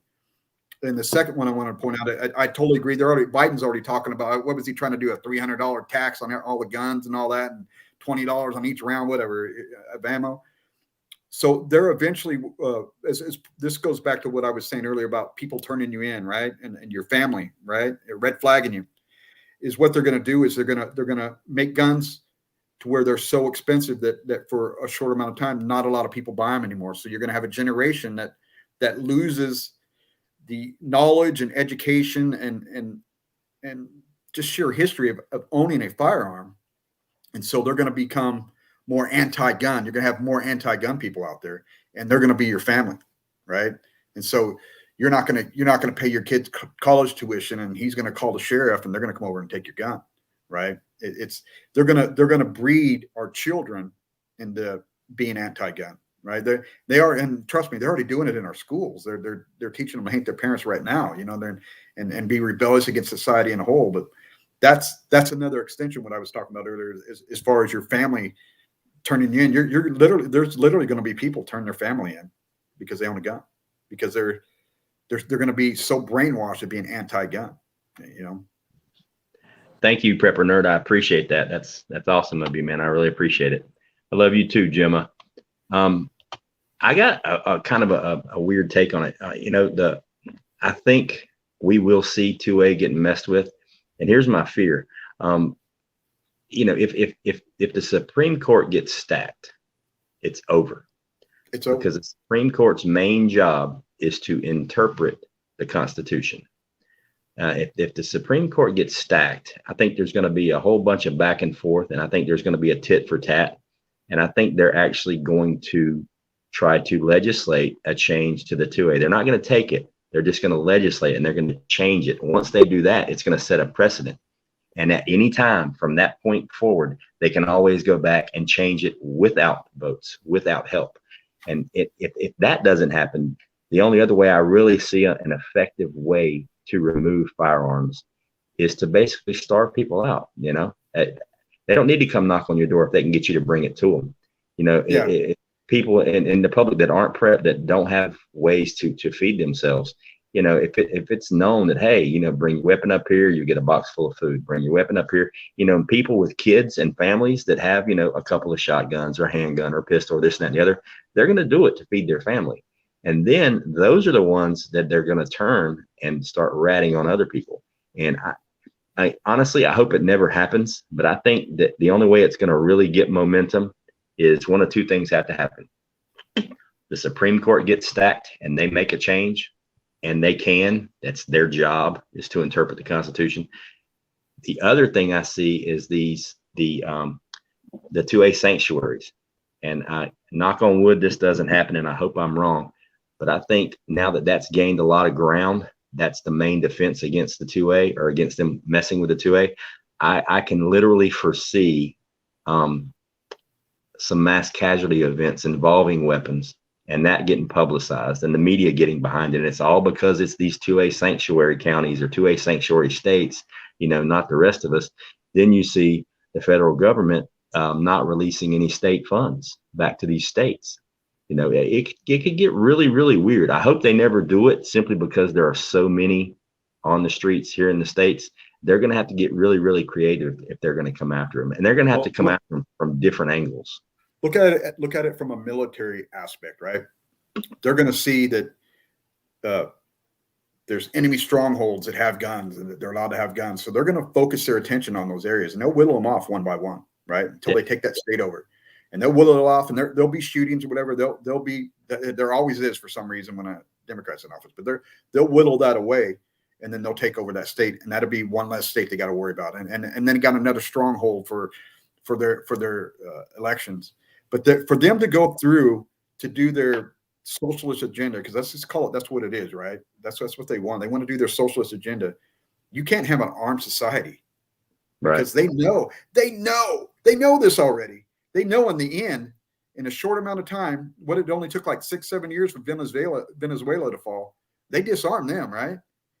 They know in a few years, society is going to collapse and people are going to be pissed off. And it's a lot easier to fight 30 million people with dirt clods than it is to fight 30 million people with AR-15s and AK-47s, right? Yeah. So that's I think, to be honest, I think that's the only thing stopping them from going completely full throttle on us, is that we are in an armed society. But if Trump did not get voted in 2016, they would have had two more Supreme Court justices, and they wouldn't have had to load the court up. They would have been loaded on their side. And right now, we'd still had our guns, right? We'd still have our gun rights. I'm not saying that they would have took them today, but we would be in a lot tougher spot. We would be fighting for our rights. We would be more against the wall than we are right now. Right. Thank you, Doc Mack. I really appreciate that. All right, guys, I got that Supreme Court up, we're fucked. I got two more kind of fun questions for you guys, and then I'll let you guys hop off here if you want to. If you want to stay and talk with the chat, we can do that. All right, question number one. If you could go back in time 10 years and say one sentence to your younger self, what would you say? Just one sentence. 10 years, one sentence. 10 years. We're talking just after the turn of the 2000s. Buy more ammo. I would have bought more ammo. Yeah. that's honest. That would be my. How about you, Rip? Yeah, for me, it would probably be start getting rid of stuff. Get simple. streamline. If you're talking 10 years back, that definitely would have been it. Start downsizing, and you know, because and started, you know, prepping more seriously too. Yeah, Yeah. I would Good answer. start selling stuff. Okay. Now, on the opposite end, if you could go forward in time 1 year from today, tell me what you see. 1 year from today, Yep. man, be August. We're getting ready to go into the midterm elections. I see us still locked down, and I see us having to be forced to get the vax. I see us having to show our papers everywhere we go. I see it dark. You know, Biden kept saying that dark winter, man. Remember that? Yeah, we're getting ready to see it, and it's gonna. If those midterm elections go against us next year, we're in trouble. I see a lot of heat coming down next year. For me, I would say 1 year from now, I think we're going to see it could go one of two ways. Unless people start coming together, we're going to see a seriously divided country. I think we could see the collapse of the dollar. I think we're going to see inflation and out of control, as well as supply being low.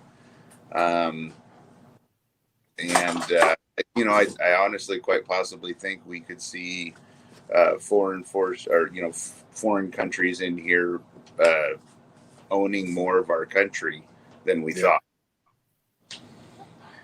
Remember the 80s, Japan came in and tried to buy us all up in the 80s, right? Now China's doing it.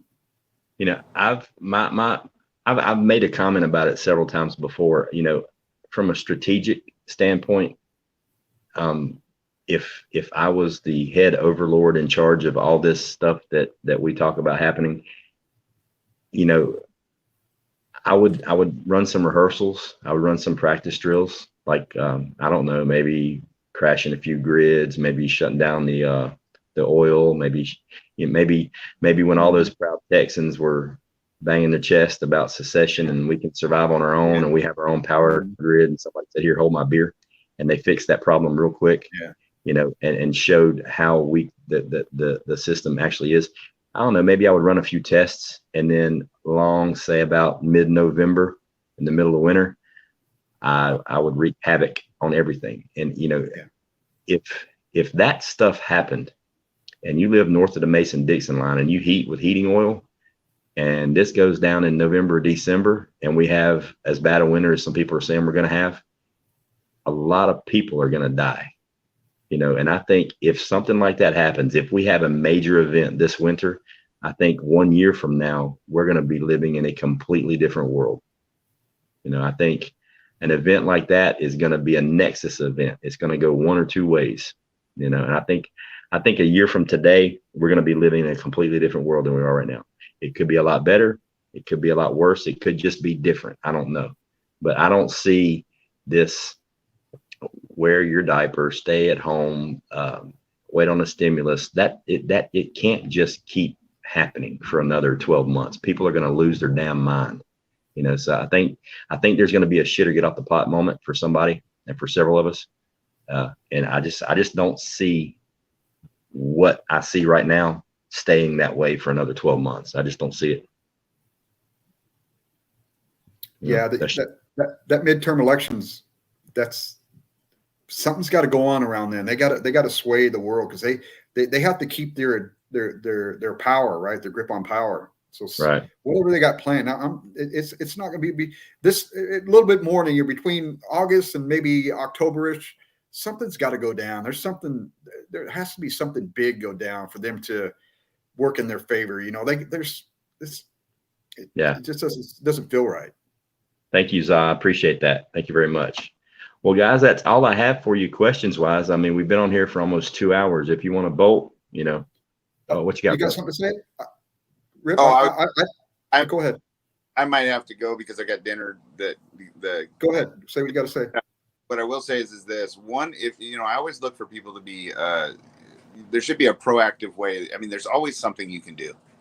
I don't believe in the, oh, it'll never happen, or it doesn't make any difference because there's nothing I can do. I think anything you do, from just being pushing a proactive, positive standpoint, because that's what our forefathers and things like that did. Is they didn't just say, oh well, there's nothing we can do against England, or the Redcoats. They planned, and it didn't happen overnight. So I would say this: if you're talking about a little step to get a little bit more power our direction, to get people we can trust, when the elections come up and you're voting on your sheriff, you make darn sure that he is a conservative to a believing sheriff who believes in enforcing the Constitution, etc., because they're going to play a huge part to pull their people, as well as local law enforcement that don't agree with acting against citizens. They're going to lead all of that with the citizenry and stuff like that. I think it's very important to understand that sheriffs do have a lot of power, and because they're the only ones we have any control over, we don't get to choose who the chief of police is, and or all of those kinds. The sheriff is an elected official, and so you have to, and they're usually somebody local that a lot of people grew up with or knew, so this person. That's going to be very important if things do go south, because you are going to get a division. I can promise you that, with when you're talking about the National Guard, you're talking about the military, and they're trying to fix that right now by weeding out certain military people that believe certain ways. We've all heard about the questions that they're asking and stuff like that. But because they know they're going to get a division. They're going to get people that play with really big toys that are going to say, no, we're not going to do that. And they're trying to get rid of those people. So we need to, and because they're preparing, we need to too. We need to get people in office in those sheriff positions and things like that are constitutionalists, and will be willing to stand with us. Yeah, a lot of people don't understand that a sheriff is probably one of the most powerful law enforcement officials in the country. Sheriffs are the only law enforcement that actually swear an oath to the Constitution. Let me tell you something. You can look it up online. You can do your research. There are many, many, many times throughout history, especially recent history, where the sheriffs have told federal agents, FBI agents, to get the fuck out. I mean, that's how much juice sheriffs actually have. A sheriff is, if you've got a good sheriff, you're gold. I mean, they're going to be so important here in the future, like insanely important. And a lot of people just think, oh, it's the sheriff, he's nobody. Dude, a sheriff is a bad person to have on your bad side. But if you got to go, Rip, man, I appreciate you guys showing up, man. This show was awesome. It's been almost Rip, 2 hours. Before you leave, what you just said, man, I agree, and I appreciate everything you just said, man. Thank you. What you were spot on in your comment right there. I full-heartedly agree with everything. The respect I have for you just increased a whole lot, brother. We're a lot alike. We're a lot more alike than I thought we were. Yeah, well, thank you. Yeah, I agree. The same with you too. You've always been there in a lot of chats that I've been in, and I think we're all. I think we just need to just keep bringing people, in carefully. They're not spot on with everything. They don't need to be. They just need to understand, do you want freedom in the country that you envision as being free? And you don't have to agree with everything. I think you just, we need to all be on the same page so that we can get the corrupt out. And I think we have a problem with the corrupt right now. And I think they know we know it. So. Yeah, I don't know if you guys are aware of this, but we've got more people in the chat right now when we're shutting the show down than we've had in all night. I mean, the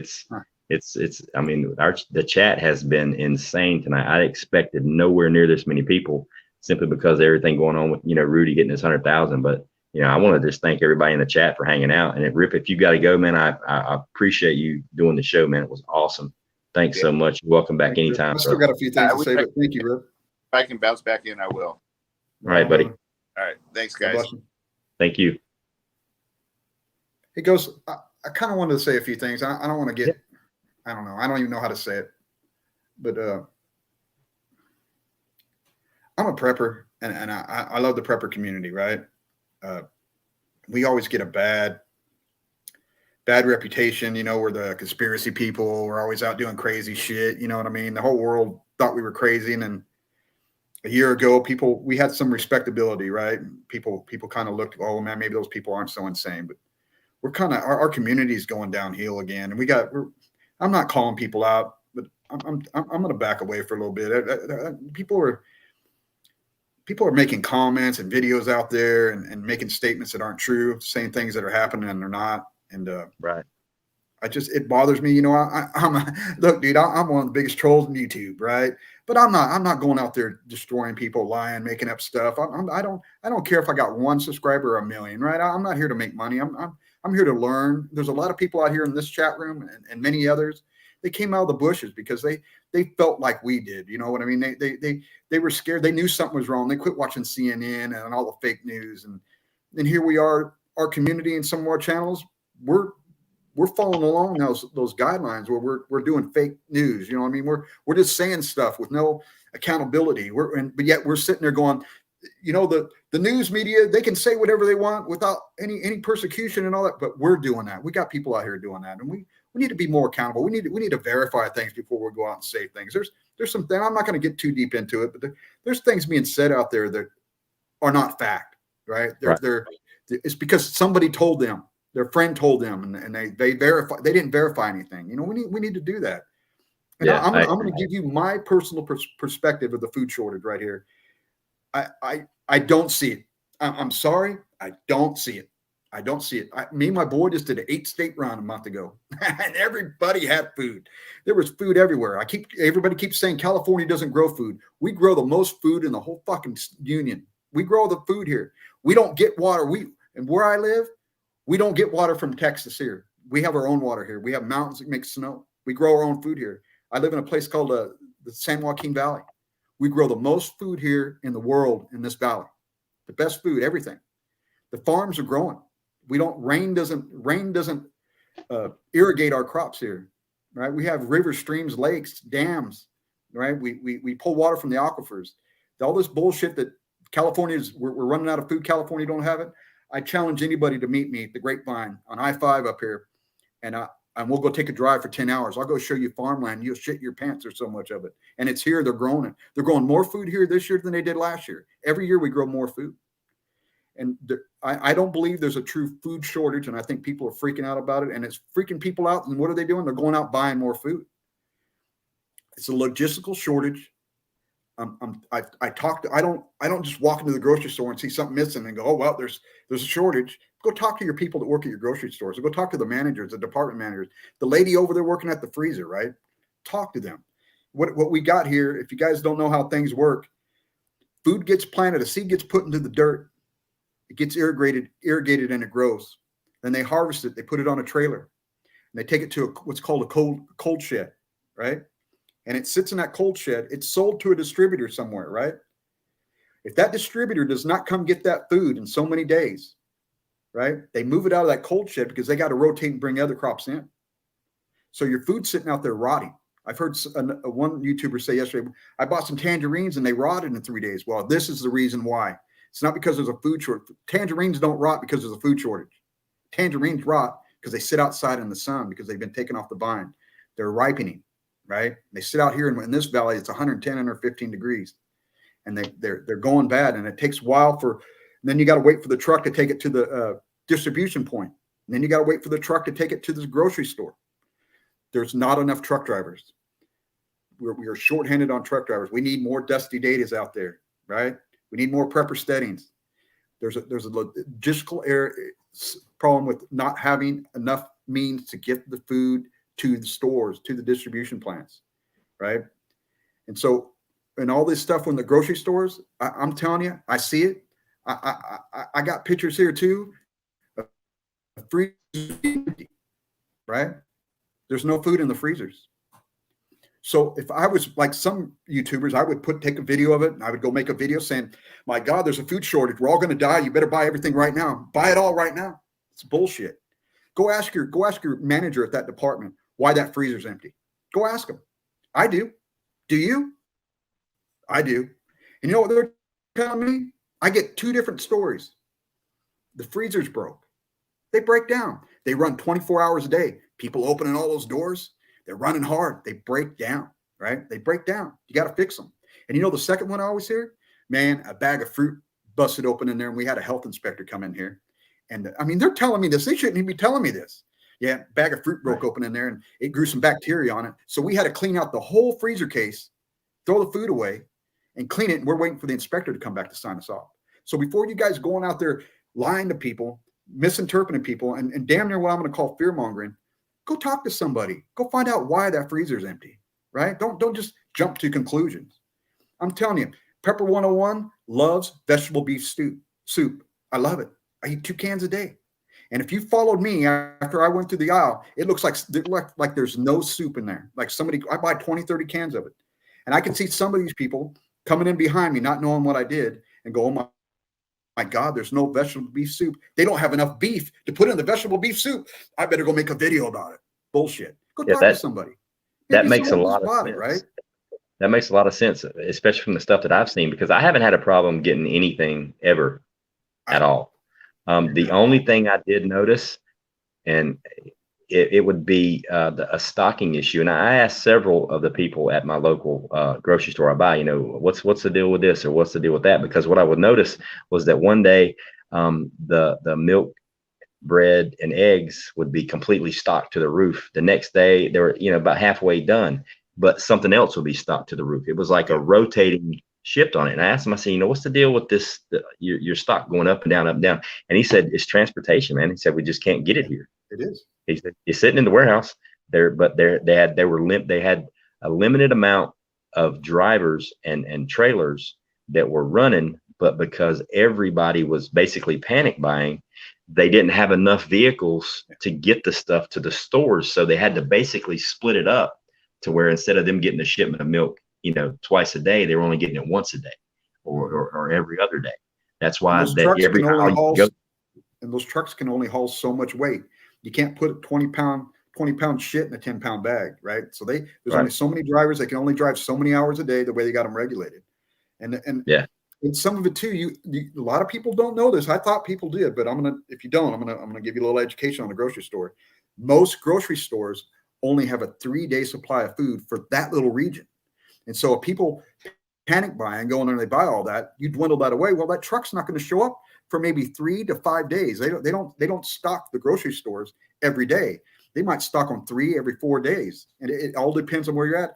You could be in some little podunk town where there's only 80 people and you got a little store. They might show up there every 8 or 9 days. So that's why you see your prices go up on things depending on the region that you're at, right? Like Hutch was saying, oh man, soda went up 60 cents. Well, maybe because they don't stock that store, but every 10 days, right? Every week, 7 days, right? So your prices are going to go up because everybody's buying all that shit and they are going to take advantage of it. I'm sorry, they're going to do it. And so like my grocery stores here, they're full all the time. They might be full all the time. And there might be a food crisis and there might have been some trucks break down or a freeze in North Carolina. Well, food went up. They're going to raise the prices here. It doesn't mean there's not enough food. People take advantage, just like gasoline prices, right? People take advantage of that. But I just wish people would slow down and not panic. Don't go blowing all your money on food. Go talk to your grocer. You see something missing? Go talk to somebody. Go ask them yourself. Don't rely on these people out here that are trying to make money on the internet, right? We walked away from CNN and the fake news and all that shit for a reason. Don't let these people take control of you right here, man. Think for yourself. Right. And I'm not calling nobody out. I'm talking to the people out here, the subscribers, the people in the chat room. I care about you. You know what I mean? I don't want nobody being taken advantage of or making a bad decision because somebody else is opinion, right? And that's what it comes down to. It's people's opinions, not reality. And that's two different things, right? Two different things. Yeah. Yeah. And, don't get me wrong. I'm not saying, hey, everybody stop prepping. No, I buy food every week in food. I have years. Don't breathe. Take a break. panic buying. Don't walk into Walmart tomorrow and take all the hamburger meat and not leave any for anybody else, kind of thing. You know, Yeah. and most of us as preppers don't do that. You know, I didn't panic buy when the stuff hit the fries. I still got the same what I normally get. You know, every week I get a certain amount extra and I build up for 2 weeks, and then I have a big old canning session. That's what I've done for years. I'm going to continue to do that. You know, but I mean, I can back you up. I mean, I have heard stories of, you know, food production going down, the crop yields going down. You know what? We're never going to see that if it is really true until it affects us, simply because there are stockpiles that they have put back, and we don't know how much is being sold to go overseas and how much that we're importing from other places. But what 101 is saying is very, very smart. Do your research. Don't just walk into the store and see an empty shelf and freak out and make a video and put it on YouTube. It'll make you falsely panic, right? And you'll have false beliefs, and you'll 10 create minutes your after you own walk out of the anxiety. store, they restock it. You know what I mean? If you're gonna put a video out, especially if you're gonna tag it breaking news. All right, look, this is YouTube. Nothing on YouTube is breaking news. Okay, the only reason you heard about it is because somebody else told you, so it already broke. All right, it is what it is. You're just relaying somebody else's information. Do your research and get actual intel. Find out if it is that way. Ask the guy at Walmart. I mean, I asked him, hey, dude, what's up with the canning, the jars and the lids, man? You know, he said, man, he said, we're still getting them in every week, just like we always do. Everybody's just buying them. I said, well, dude, do me a favor. What days do the canning supplies usually come in? He said, they usually come in on Tuesdays.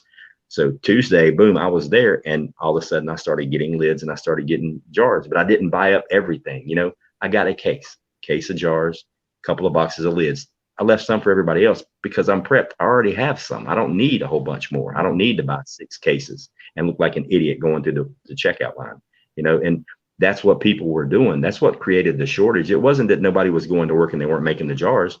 Everybody was just buying up all the jars and lids.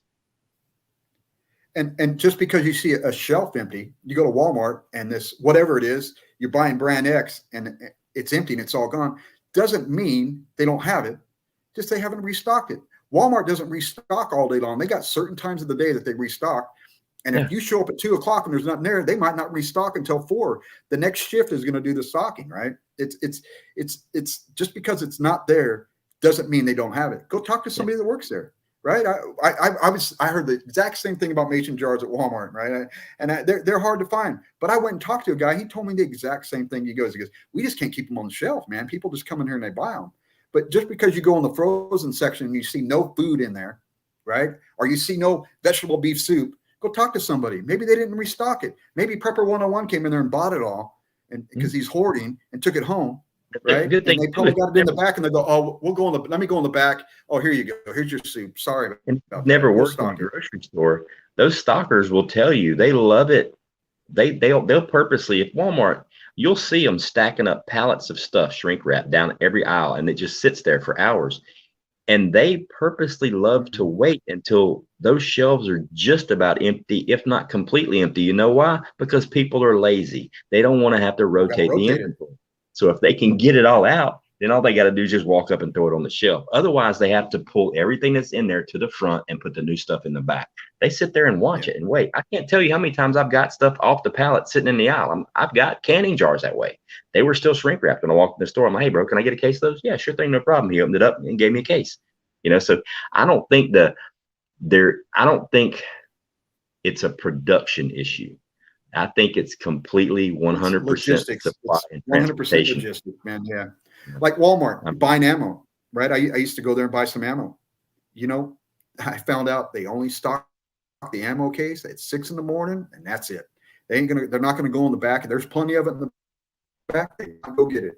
They only stock at 6. And if you show up at 9 and your caliber isn't there, you got to show up the next day and try again. So it depends on the setup for whatever store you're going to, the times that they restock, the days that they get reloaded, right? If people come in and they only, a store isn't going to buy more than they, right? They make an order. They anticipate the sales for that upcoming until the next order.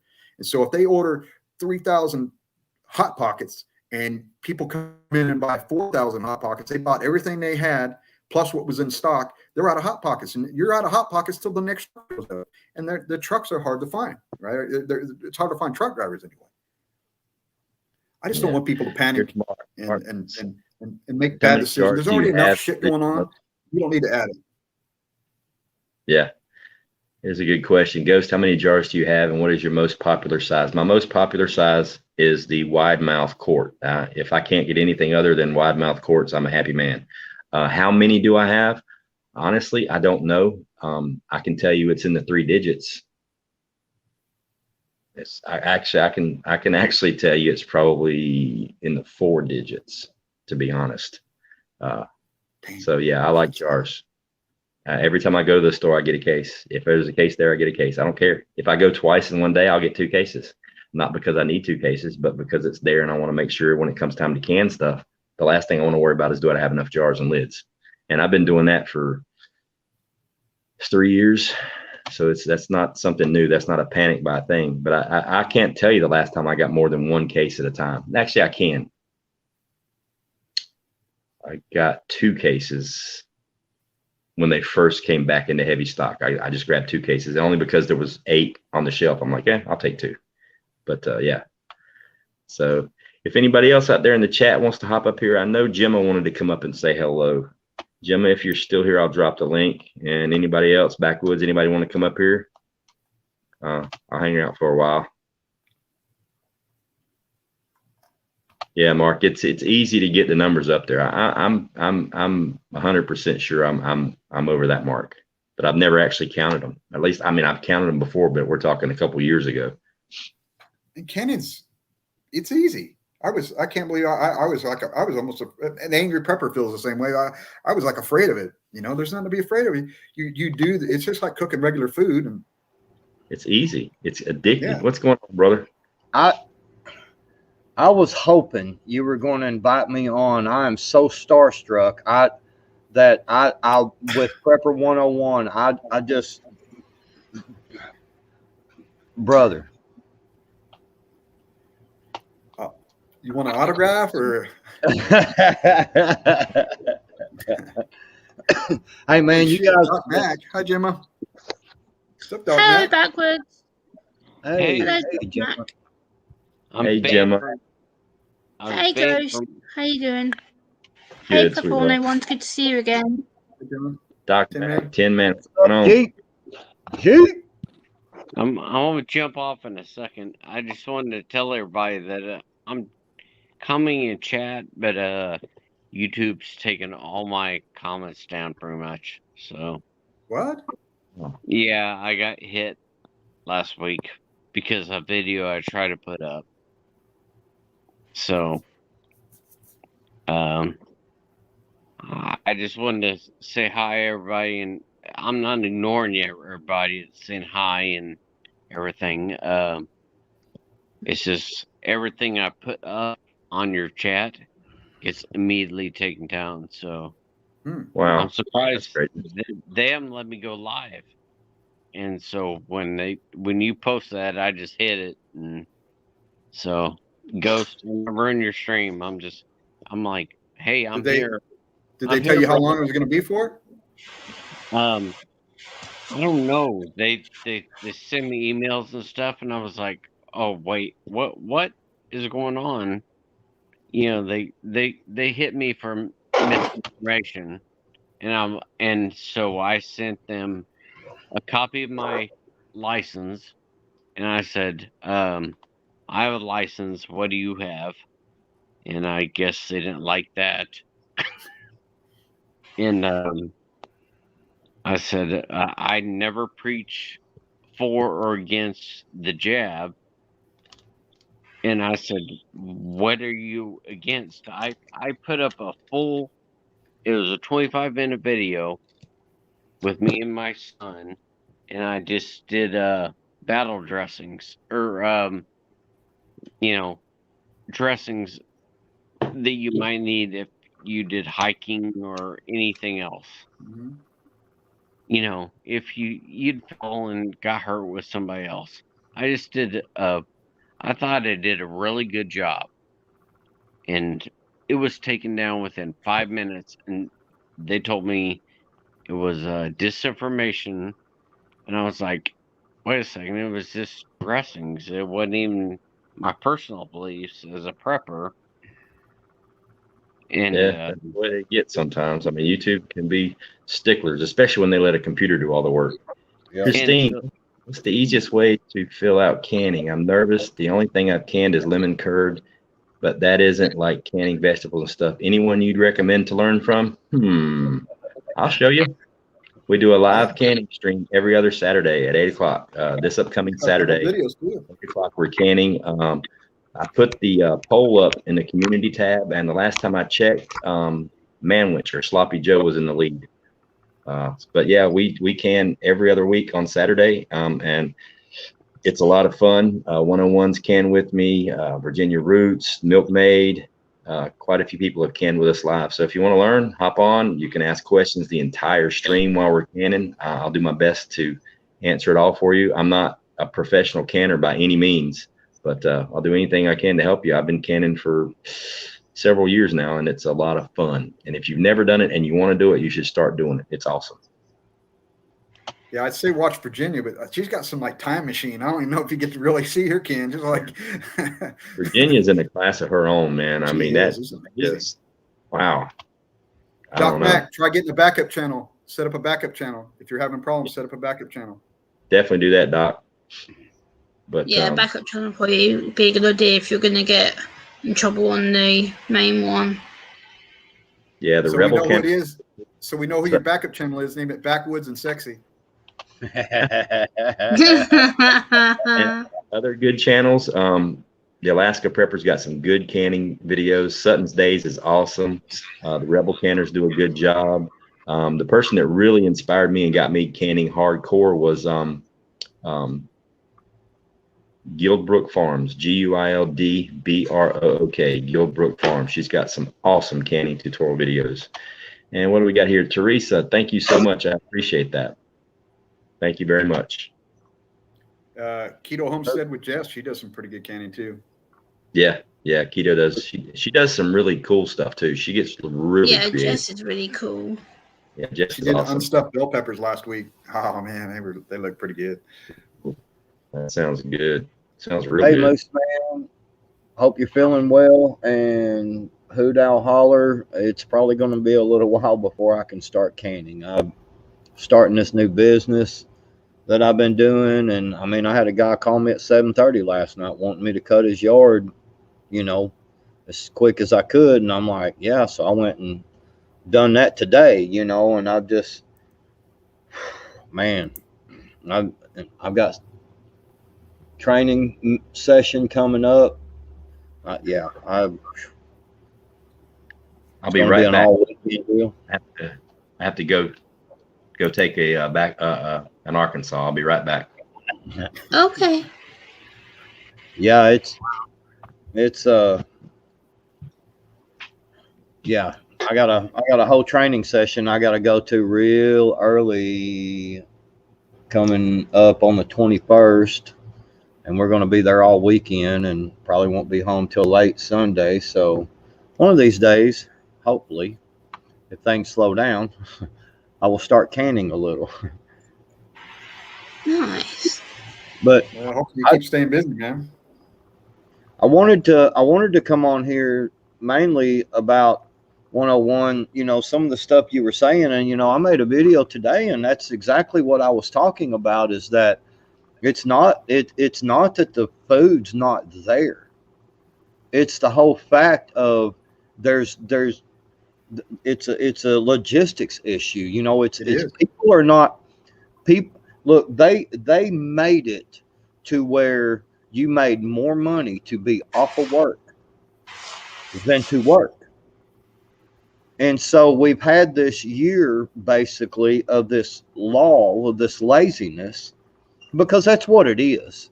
It leads to laziness, and so we've had this year, and now things are starting to open back up, and nobody wants to work because I've heard people say, well, I'm not going to work if I have to. Well, I'm not going to work if I have to. Well, I'm not going to work if I can only make this much. I'm making this much, on unemployment. And I'm like, this is not going to last forever. Hey, Homestead. This is not going to last forever. unless we continue to go down that road. But the simple fact of the matter is you can work now and make money, and we can keep this stuff logistically going, or we can continue with what y'all were talking about earlier, the UBI type stuff, because that's what it leads to.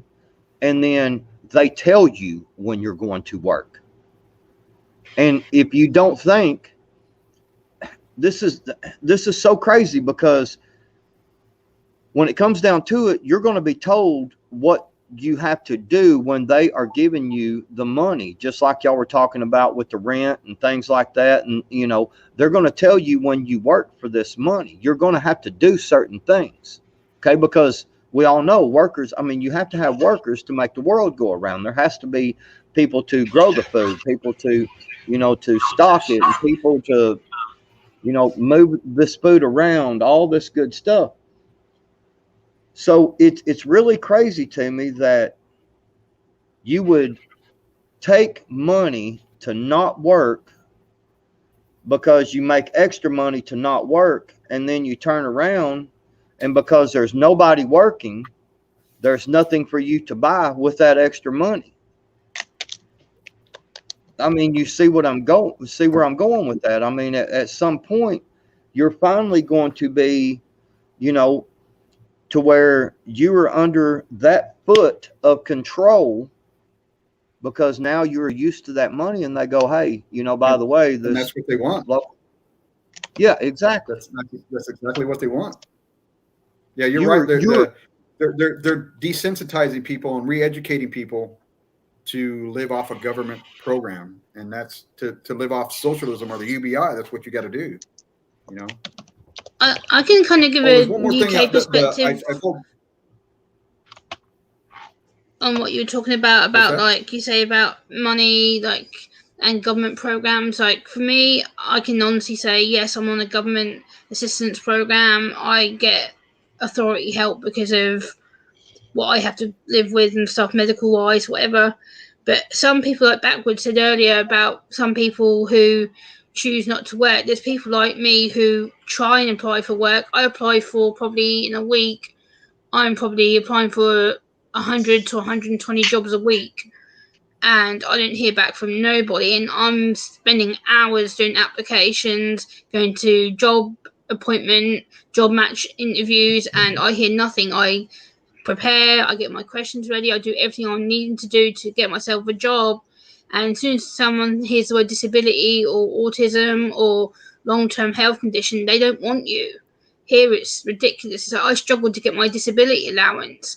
It took them 4 years to award me. Yeah, they do the same thing here, sweetheart, because they look at hiring somebody with a disability as a liability. Yeah. It's not for the lack of trying. I want to work.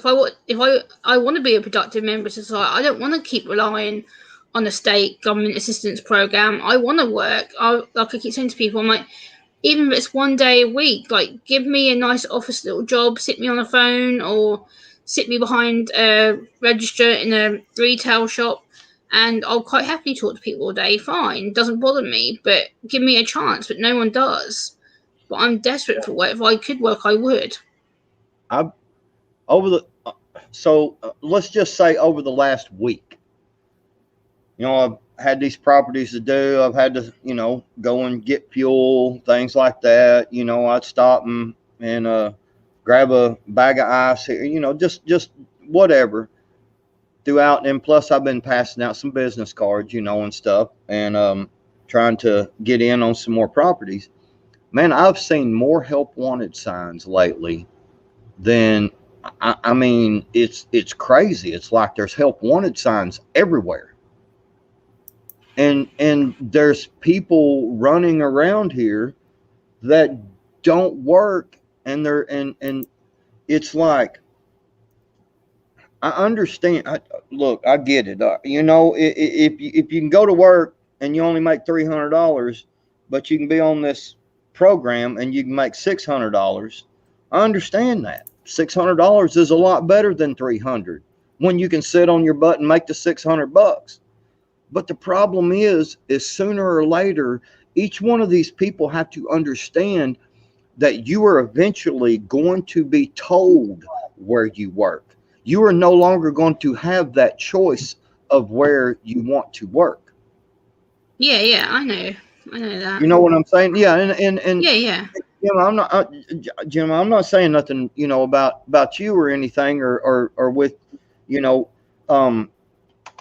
things that are with you. I'm saying, I know healthy people that don't have any disabilities that are sitting on their butt and collecting this money because they make more doing it. And they have Yeah, no I understand that. pride. They have no sense of pride about themselves.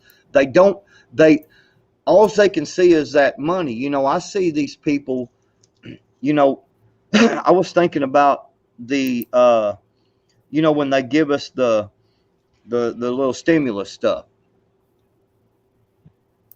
Everybody was like, man, I'm getting $2,500. Dude, how much of that money you got left? And where's the next check coming from, bro?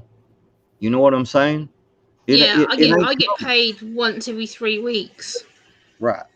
So I save every bit of money that I do get. I allow myself, like, for a food shop, I get my food shopping once every 2 weeks, and I spend about £30 to £35, and that will last me about a month and a half before I buy another one. Yeah, Christine's right, and a lot of people that are not paying their rent and are not paying their house payment can. That's going to be the crusher on all this is people that could have paid their bills didn't, and they're going to add an even huger burden on society. Hey, Virginia. The freeloading. They did it in 2008. Remember that? There was I know a lot of guys, seriously, bringing home $7,000-8,000 a month company truck and weren't making their house payment. Yeah, it dismayed, how people are that deceptive. Yeah. Hey, Virginia, how are you? Hi, Virginia. Oh, I had a point to each of your points regarding what 101 was saying with actual shortages. One of my sons works in a grocery store, and I can tell you they have just as much food in their dumpster as ever. And it's not so much they aren't getting it, it's the price gouging. We're seeing the rises in the cost of all of the goods.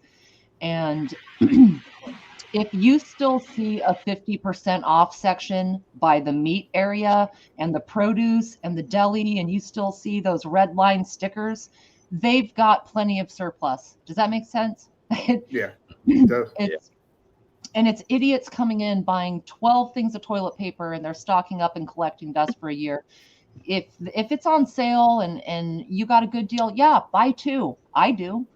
But don't run in there and panic. That's the whole point they want us to do, is to freak out and focus on things like, can you eat toilet paper? No.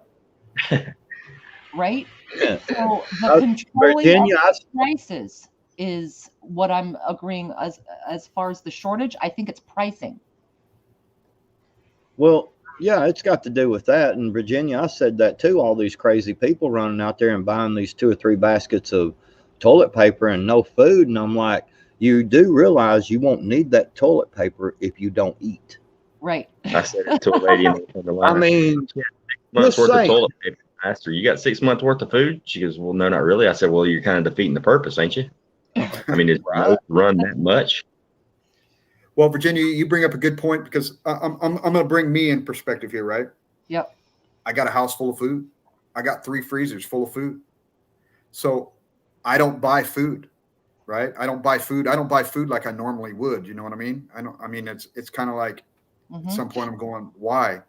So hey, Angela. They gotta create a false food shortage or raise the price to get the money back, because there's a lot of people out there like me that they're not buying as much as they used to. 100%. I'm not, and I'm not wasting as much. We waste 40% of the food, I would say, before a year or 2 ago. Okay. We in America wasted 40% of what we purchased, either scraping it off of our plates or letting it go bad in the refrigerator. Okay. This is just the reverse apex of that, looked at through a different angle. But the fact is, if you're frugal and you shop the sales and you set it aside and you do not waste, I don't waste shit. At the end of 4 days, I will make a soup with everything left in there and a pot of rice. And guess what? It's delicious. Okay, So, you got here's the best YouTube name I have ever seen. Right.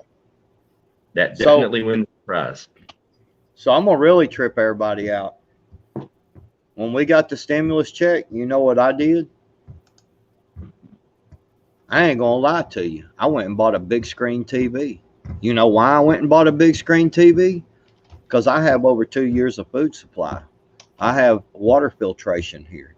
I have a lot of stuff. And you know what? I love to watch my freaking Westerns. And by gosh, I want to watch them on a freaking big screen because I never could afford one before because I was prepping these last 10 years.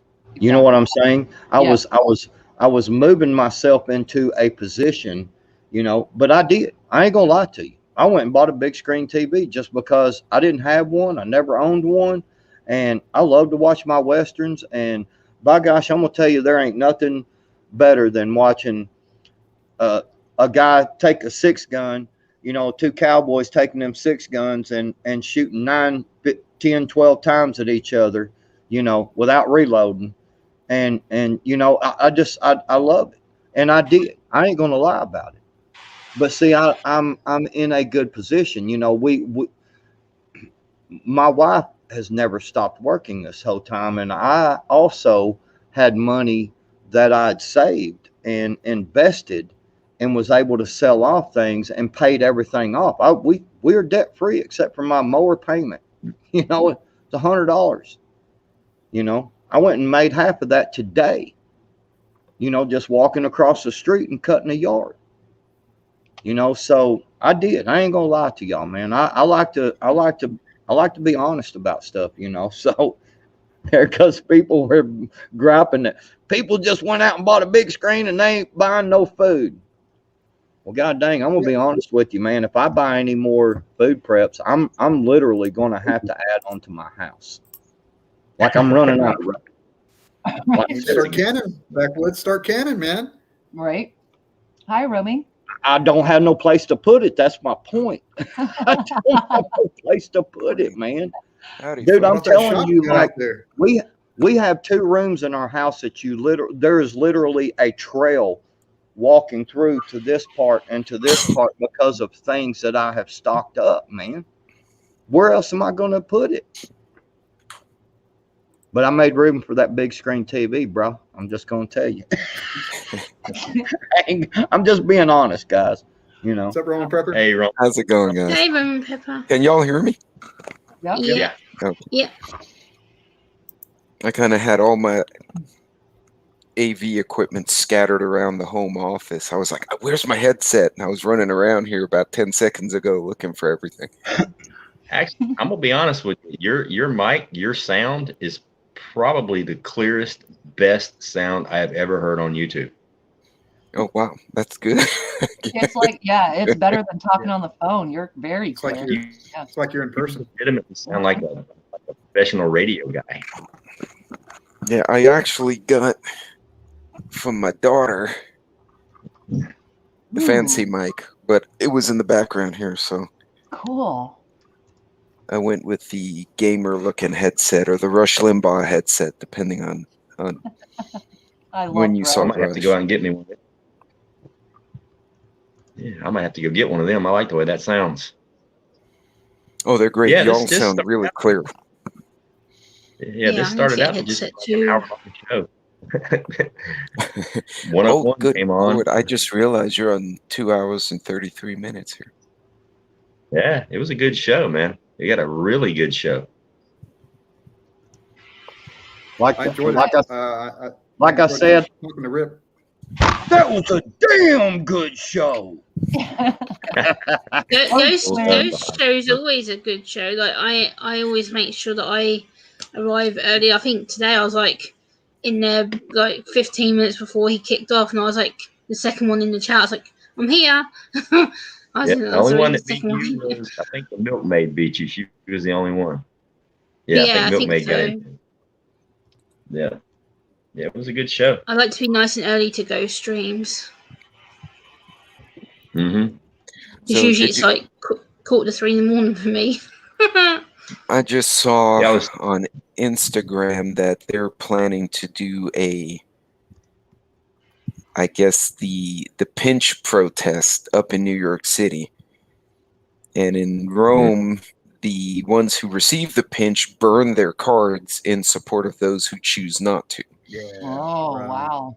And they had a little bonfire, and then they got arrested for starting a fire in the street, which they probably should have done it somewhere else. But anyway, see, they seem to be riled up in a few places right now. Yeah. So Yeah. France, like people might disagree with me because they finally passed the passport thing, whatever, they're going to have to do it. Those people aren't done. Those people are going to protest. They're going to, you watch that chapter has not, that final chapter has not been written yet. That's going to be, I'm proud of the French people. You know what I mean? And usually in history, they're like, it's always that old joke. I got a French World War II rifle I could sell you. Never been fired, dropped once. You know what I mean? They're always been labeled as cowards. But these guys are doing it, man. And we should be following their example right now. I'm proud Well, of them. keep in mind when we were having the American Revolution, weren't they cutting the head off Marie Antoinette? Yeah. Mm-hmm. I mean, I wouldn't necessarily say the British people are all that good for right now. Like, as a British person myself, there's a lot of arguments. There's a lot of street fights starting to happen. There's been a lot of protests, especially in my local area. There's been a lot of people who are getting very, very unhappy with the whole situation. And yeah, a lot of British people are not in good moods right now. So I wouldn't say we're great. We've got a lot of people who are just about had their end of their tether over here. Yeah. Do you think there's going to be a positive change, Gemma, with the people who are, in a way, you guys are a step ahead of us because you were yes and no. There's certain things that have been good. Like I see a lot more people helping each other. Like when I went to the store the other day for the first time in like 3 and a bit months, there's a lot more people who are like, oh, let me help you. Are you alright? And there's a lot more people who are willing to like talk to you. Whereas before, everyone was so wary about being near you and touching you and speaking to you because of in case people whatever got sick, whatever. And now there's a lot of people like, oh, it'd be so good to see you, and I can't wait to meet up with you. And now we're allowed in people's houses and everything else. But I'm kind of, due to unfortunate circumstances as they are, I end up getting forced into having my first, let's just say, I'm not going to say the word because I don't get ghosts in trouble, but yeah, and I've been ill for the last nearly 10 days. So yeah, it's sucked.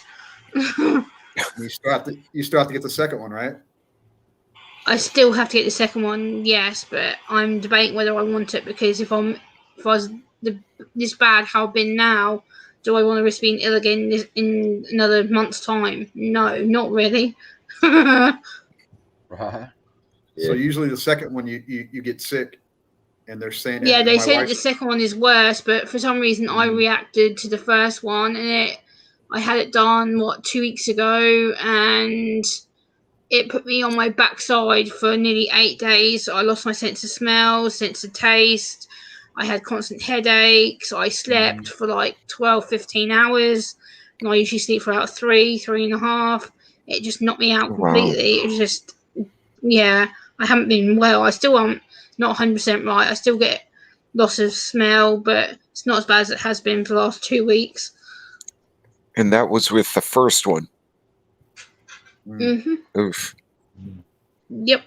So the British people it's not as accurate, and now they're trying to say, oh, you either volunteer now to do it or you'll be forced by September. So it's basically, we've got no choice. You either have it done now or you're forced by, that they say it's a mandatory letter gets put through your door and you will be forced to go. Really? You have a deadline. Did anybody see that video over in Australia, I think it was, where where they wrestled that guy on that bicycle. They wrestled him to the I ground. did. Yep. No, I hadn't seen that. They freaking Why did they come down? they stopped him, and the police did, and I guess basically asked him, and he was like, "No, I ain't took it, and I ain't going to." And they said, "You got to go see a doctor because you're mental." They claimed he was mental, and more officers showed up, and as the camera panned, as he was filming it, and as it panned around, a dude walks up in a full chemical, suit, Yeah, what I'm talking like a about. hazmat. Yeah, hazmat. Thank you. Yes, hazmat. Like in a full hazmat suit, dude. And they took that dude down to the ground and hauled him off, bro. That's some dude. I'm gonna tell you, that made hair stand up on the back of my neck. I was like, man, that right there is that's some bad. That's some bad juju right there, man. That ain't good, man. No.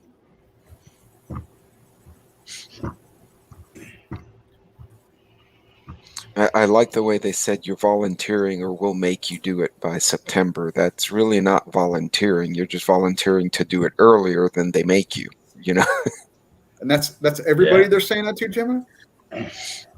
Yeah, I'm in the UK, and they basically, the next supposed stage of what we call our roadmap to freedom is that everyone by September will be forced into it if they haven't already had it, and they're now trying to beg the young people at my age in their mid-30s and under to basically have. They're now saying that the next group of people that they want to get done is the 11 to 17 group, and I'm like, oh boy, this is going to turn ugly pretty quickly.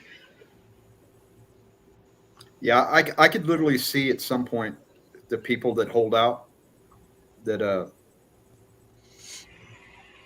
I'm not saying they're doing it right now. I mean, they're taking steps toward it, but at some point, your job, they're gonna. Right now, they're doing it. You need to get the shot, the doogie, or get tested all the time. I think at some point they're going to remove the testing, and you got to get the doogie, right? And they're going to give you 60 days. You got 60 days, and if you don't do it, you're going to be terminated. Bye-bye. You're not going to get unemployment, right? You're not going to get a stimulus check. You're not going to get welfare. You're not going to get if you're Social Security, you're not going to get that. I think they're even because I don't know how it is in other states, but here in California, if you're on if you get child support from your, say, like your baby daddy, it goes through the state, and then it goes to the mom. Right. I think they'll cut that off. It's the same here. Yeah. So they're gonna take all that money and they're gonna hold it against you and force people to do it. Until they're done with that group, and then they'll move on to somebody else, right? We're talking all the elderly and everybody. But they're not testing the folks they're bringing across the border. That just Greaseman has a good question. They said that why not more people using religious exemption? That does not cover you over here. That was tried a few months ago. People were doing debates on it and going to the doctor saying, I'm religious, you can't do this to me, it's against my faith, it's against what I believe in, and the government are like, no, it doesn't work. So yeah, they won't allow that to be an exemption. You've not got a fight and chance to use that as an excuse. Yeah, I don't see government, at least in the near future, state or federal government forcing people to get the doohickey here. I see our employers doing it. They're gonna penalize and mandate our employers to do it for us, so they don't have that stigma on them. And they'll find companies, or they'll take away government assistance that they give to companies. A lot of companies that get government funding. Hey, Kim. They're going to force our employers to do it. Howdy, Kim. Hi, Kim. I completely agree. 101, it's going to be done through employment.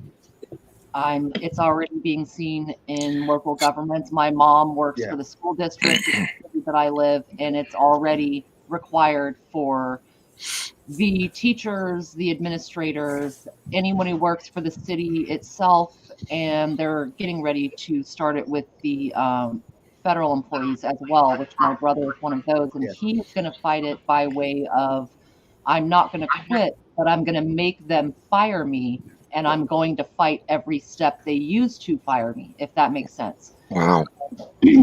There's So the way big they're looking the big into key our one money. to watch with the sorry. Oh, sorry. I Sorry, was go just saying that I agree. Through employment, jacking prices on things through employment, and then people who own these homes that the rent is not being paid for, they are going to run into foreclosure because they have mortgages to pay probably. So it's a trifecta, a quadfecta. It's a multitude. Go ahead. I apologize. So I've got a question about that. So my wife and I have discussed this multiple times. This whole thing about your job, for required.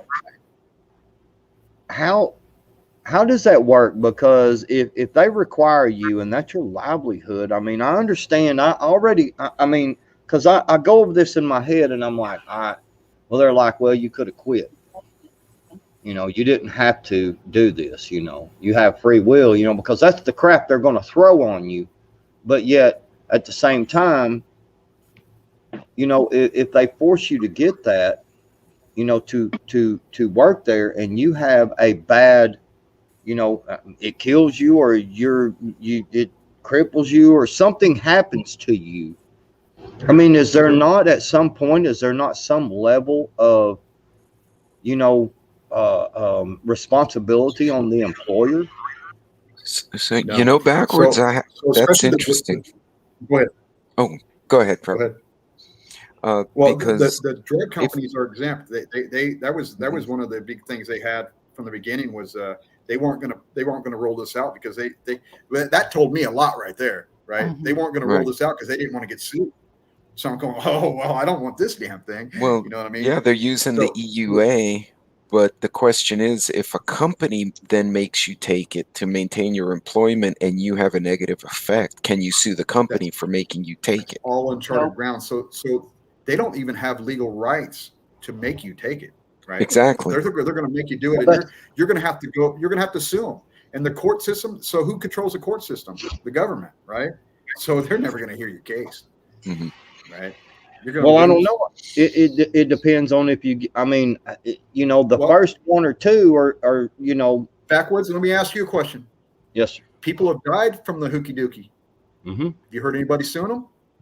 Suing their work or suing anybody? I have heard about some lawsuits being filed, but that's I've just heard. I can't confirm, so I don't. This is all new territory, Right.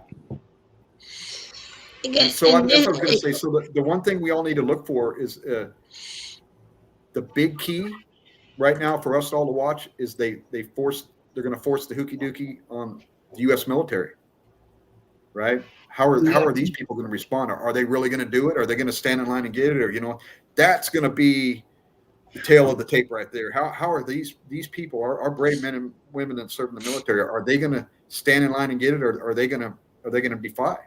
So that could be a big key of where we all go from there. Right. This falls nicely into like what Ghost was saying earlier about preparing people to look after themselves properly, and like Prepper, when you've been saying all night that it's about self-caring about yourself and making sure that you're prepared in a way to look after yourself with food and looking after your family and things like that. And I think a lot of people aren't prepared. Like I've stocked up loads of food.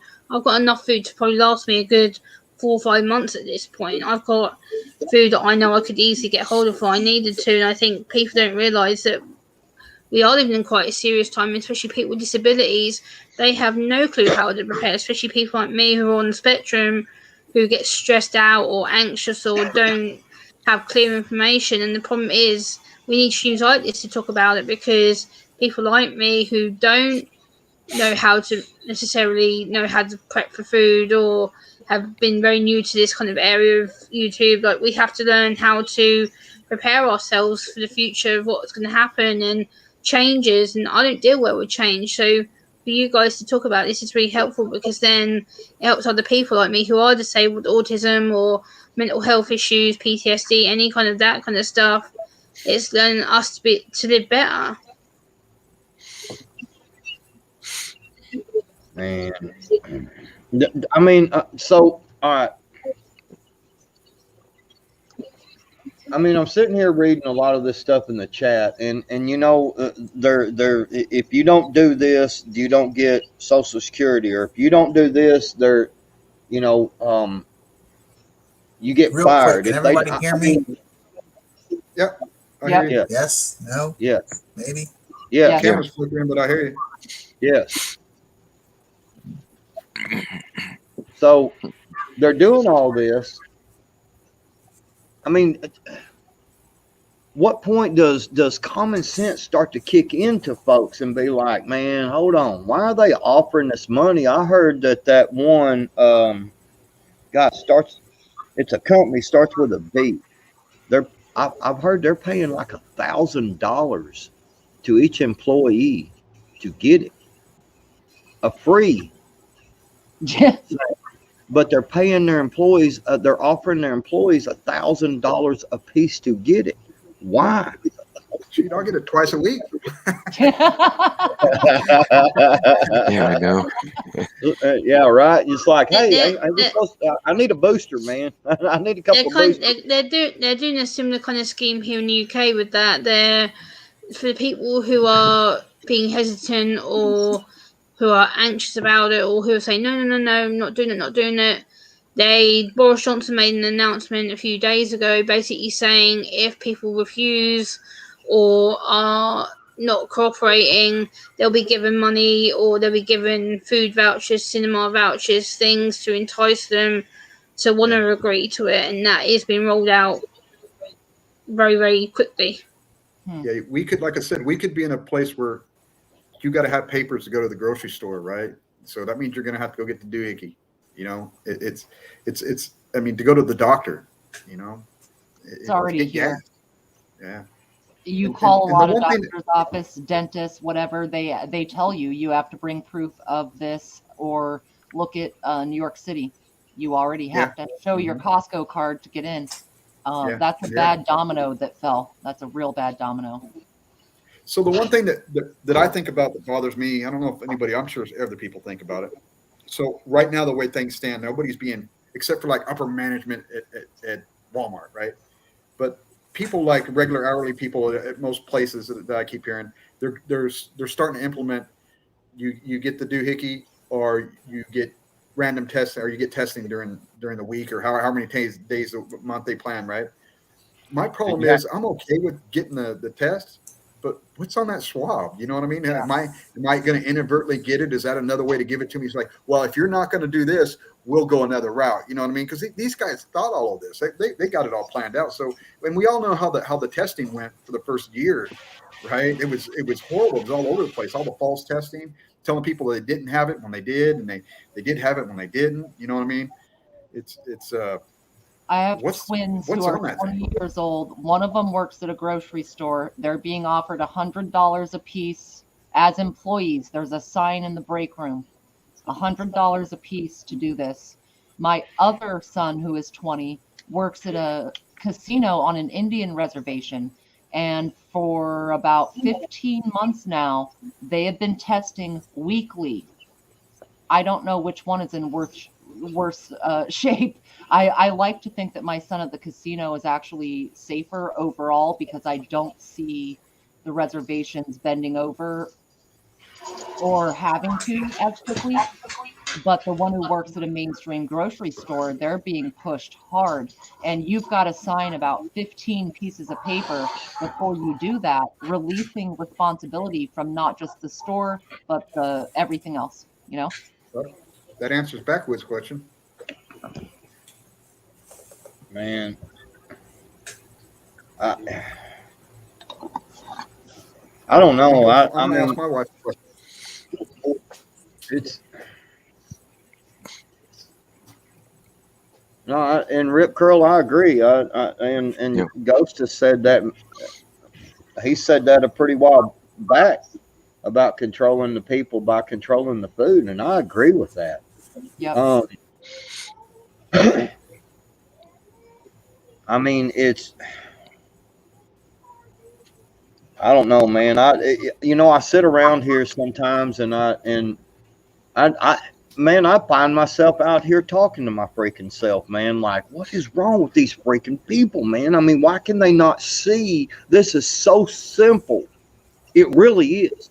It is so simple to see. You know, it's like, do you not see what they're doing to you? Boy, I've got to calm down, because I'll say that's what main Joe says about the control of food. Like for here recently, because I don't really go to the store that often because I can't deal with the sensory issue side of things. It took me 3 weeks to actually get a slot online to actually get a food shop delivered to my apartment, and I couldn't wait that long, unfortunately. So I had to beg my poor dad, bless him, to go and get me enough stuff to last me like 3 weeks. I'm like, here's my debit card, just whatever comes to it. And I had to authorize my bank and authorize the store to accept the payment, because usually they want my PIN code or they want my signature at the end of the receipt to pay for it. And I had to make sure that my dad was able to use it. I'm like, I shouldn't have had to wait 3 weeks just to get my usual shop. It's ridiculous. There's no way a disabled person like me can wait 3 weeks. That's an absolute joke. I got one for you, just to change the subject up a little bit. Backwoods, you got a good scenario for us tomorrow? I do. Yeah, I do. I know how you like to research stuff, so it's probably going to be a doozy, huh? Well, yes and no. We've talked about this before. You know, it's hard to come up with. You know, I mean, there's 10,000 scenarios and there's 10,000 answers you can give. You know, and everything. But no, I think it'll be a pretty cool one. I'm gonna do some more research tomorrow. I didn't have very much time today to do the research I wanted to. I had to go make some money, man. Guy called, man, wanted me to cut the yard. I'm like, hell yeah, I'll come over and cut that grass, man. No problem. Hell yes, I'll cut that grass. But anyway, no, but yeah, I'm gonna do some more research in the morning when I get up, but yeah, I'm gonna have a good one. And yeah, I'm not telling you because you wouldn't tell me last time. We were just fixing to pop on, and I'm like, Ghost, man, you didn't send me the scenario. He goes, I know. I did that on purpose. And I was like, oh, you sorry dog. You're going to try to catch me off guard here. You're going to make me really think. I actually worked on a scenario for Ghost yesterday, because I know me and him were talking about doing a disability-focused show. And I was actually sitting here writing my notes just before Ghost went live to actually finish it. I'm like, I'm actually looking forward to this, and I've actually been looking for my notes. I'm like, I think I'm going to get people really unexpectedly thinking, and I'm like, there's going to be some people going to be like, what's Gemma thinking, huh? What? And I'm actually really looking forward to it. I've actually got some really good notes written down. Well, that's the good part about doing the scenarios, is because you may be completely convinced that the idea you have in your head is the right one until you hear somebody else's. You know, yeah, which I know is probably going to happen. I mean, it's like last week. The scenario I did last week, there must have been, for real, at least 50 or 60 different ways to approach that, depending on the time of year, the time of day, who was involved. I mean, to me, that's the fun part about doing the scenarios, is because there is no right or wrong answer. You know what I mean? There's just different ideas of what you would do if this happened, or what you would do if that happened. That's the fun part, you know? And you get to hear other people's input, you know. And there's been times where I went into it and I'm like, man, I know I'm right. This is the way you do it. And then Backwoods will say something and I'll go, shit, I didn't think about that. You know? That's same way with Ghost, man. I'll be like, I'll just be sure, man. It's like, yep, this, I'd do this. And then Ghost's over there like, well, you know, really, if you think about this, man, and you know, this happens. And I'm like, man, that never even crossed my mind. And I'm like, you know, and it's a good learning experience. It really is, you know, to hear, and especially to see the people in the chat, you know, their points of views and stuff. I've learned stuff from the chat, you know, where I'm like, dang, man, that's really a great idea. Man, they come up with some good stuff. I'm like, I can't even think of that. It's fun though. It's like a brain exercise. Right. It's just fun. It's fun to Well, do, and that's You're just wargaming. yeah, basically. Yeah. But it's like wargaming of the mind. You know what I mean? Because there's like an untold amount of different adjectives and verbs you can put in there to for this particular scenario. I mean, because it's your scenario. You can say it's 2:30 p.m. on August, and this and it's an ugly piece of shit Ford truck with only 3 tires, and it ain't never ran right. You know, I mean, Your you can dog add has all one kinds eye. of stuff. That's one thing that I noticed you were passionate about earlier, especially with Prepper 101, was the I was commenting in the chat quite a lot about the politics side of stuff. I'm like, oh my god, I have so much to say. That could be a show I could do with both you and Prepper. I think would be quite interesting. I was getting quite passionate in the chat. I'm like, I have so much to say that my head was going vroom when you two were talking. I'm like, oh my god. Our show tonight was so good. I think I may have looked at the chat stream maybe 4 times. I mean, I legitimately it got I know when I'm having fun and when the stream is good. And I know it sounds bad, and I apologize to everybody in the chat, but I completely forget the chat's there, and I just get all into the panel and what we're talking about. Now I get blinders, and I just keep forgetting to look. You know, and I apologize for that. I'm sorry. That's why I did highlight your name several times. I was trying to keep on top of the chat. I caught a couple of them. I get zoned out. We were mainly making fun of 101 and Rip Curl anyway. So. Oh, were you? Yeah. Rip Curl was talking about he had been lost before, and I was like, Rip Curl gets lost in his own house. It took him 3 days to find the next room. But no, I think Tin Man keeps. Yeah, Sherry says Tin Man's frozen, and he doesn't move. So I think Tin Man keeps freezing up. There's a couple of people that have said that in the chat. Yeah, Tin Man's pitch keeps He's moving. Kind of choppy. He's still moving, but it's kind of choppy. So first and last name says, "What if they are preparing us for a colossal event?"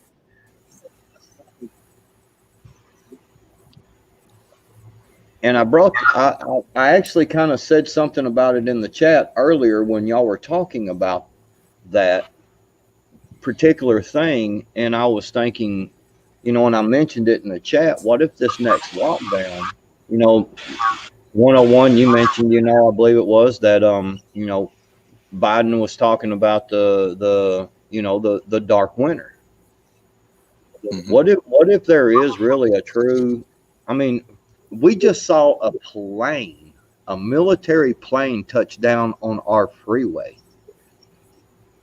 Well, that happens every year, though. That's a normal training exercise. Is that? I've never seen it before. It freaked me out. I'm like, what the hell is that? By Lazarick Homestead. That's a normal training exercise. It's just the first time it's been publicized for people. Hey, Lazarick. The interstates were designed every 5 miles on the highway interstate on the Eisenhower system is designated to be straight. It's a landing strip. They do that every year. They train every year for that. Okay. Well, see, I didn't know that was a new one on me. The one thing about Joe Biden, he always slips up and tells the truth, right? He always says stuff. And when he said that, even when he said that may not be a bad thing, man. Yeah. And when he goes, there's going to be a dark winter, I'm going, oh, what's this guy know? You know what I mean? He doesn't keep a secret very well, No. Thinking, what's that mean? I've been saying for months. We do that a lot in Europe with the fighters. I have a feeling November shit's gonna get real come November, and I've been saying it for months. I think what do you think about the troop pullback? They're bringing all our boys and girls home almost simultaneously, and somewhat to the detriment of Afghanistan. Although I think they brought that on themselves. Do you think they're trying to get ready here for something China maybe? No, I don't think it's that. I think it's domestic. Yeah, I think it's domestic. I think number one, by bringing the troops home, you're basically giving away your allowance, because then you can't pad the budget. The corporate warmongers don't get to make that money. By bringing the troops home quick, you're giving up income. Basically, everybody knows war makes money. Okay, common sense. But by bringing the troops home, it signals one of two things. It signals that the economy is really fixing to tank, money wise, because I mean, let's face it, if something happened tomorrow and the bottom fell out of our financial infrastructure, the whole 9 yards, they're not going to be able to bring the troops home. I mean, they're basically going to be stuck in limbo for a while. Then it's going to have to come down to a congressional thing, and they don't agree on anything. But I think they're bringing the troops home simply. It's one of two things. I think it's a publicity stunt to gain a little bit of brownie points in Washington for the guy. But a lot of people also forget that the last person to sit in that seat in that sort of not round office, he said he was bringing the troops home. He initiated it. All the guy in office doing now is fulfilling a promise that was made by the person that was supposedly an idiot. The guy in the oblong office. yeah, well, it's not quite round. I'm not going to read too much into it because there's really, it could be this, it could be that. Nobody really knows because they don't tell us. The only information we get is just information, and information is just noise coming out of somebody's mouth until it can be verified. Then it's intel. Other than that, it's just, I mean, you might as well be watching CNN. That's why I'm just asking the question: Could they really be preparing for a real true lockdown? Yeah, absolutely. And people are already. A lot of people out there are at wit's end already. Well, and this goes back to the thing what y'all were talking about with the 2A. Okay. Mm-hmm. And people, look at the violence and that has increased 2, 3, 4-fold in a lot of places, a lot of areas. I mean, dude, they're getting 40, 50, 60, 70% uptick in all this different violence and everything. Is there not? Go ahead, Ghost. I was just going to say thank you, Doc Mac. I appreciate that, brother. And so that's what I'm getting at is this next event, because we know how like Prepper 101 said, how seems like when Dems are office, we have a lot of weird mass shootings and things happen, and all this. And it's like, wow, and how many times is a coincidence before, reality sets in? But, the thing about it is that when they're doing these, these casualty events to push against the 2A, could the lockdown be something they're planning to try to push people over the edge? Because look how long they took to get any kind of stimulus money to anybody, period. I never did need it. I'm like, lock me down. I don't care. I don't like to go nowhere anyway, except for the, to go to work, to do the this or that or to go fishing. And I've got some creeks and stuff out here. Ain't no law enforcement officers coming out there. Ain't never been, you know what I mean? So I don't, for me, it didn't bother me, but a lot of people, look at where we're at. We can't even, there's a lot of people out there that can't pay their rent, yada, yada. I know some of them misuse the money, but I'm saying, could they not really be going to push this lockdown and turn this into a colossal event to the way of, people start getting violent. And when people get violent, because we do have so many weapons in this country, people are going to start using them a lot, armed robberies and so forth. I mean, backwards, are you saying basically lock them down until somebody starts going batty and then they start doing ugly stuff? And then they start pushing the 2A thing. Look, this is why we've got to get rid of this. We had to do this for a national emergency, and look how people are acting. They can't be trusted with the 2A. So they use the federal troops, right? Because National Guards are different, right? National Guards are state-run. To use federal troops, man, they're going to have to declare martial law. The president is going to have to declare martial law, not just in a state, because that's happened before. He's going to have to declare it on all 50 states and territories. That'd be huge. That's unprecedented. Do you think that Is that capable? puppet?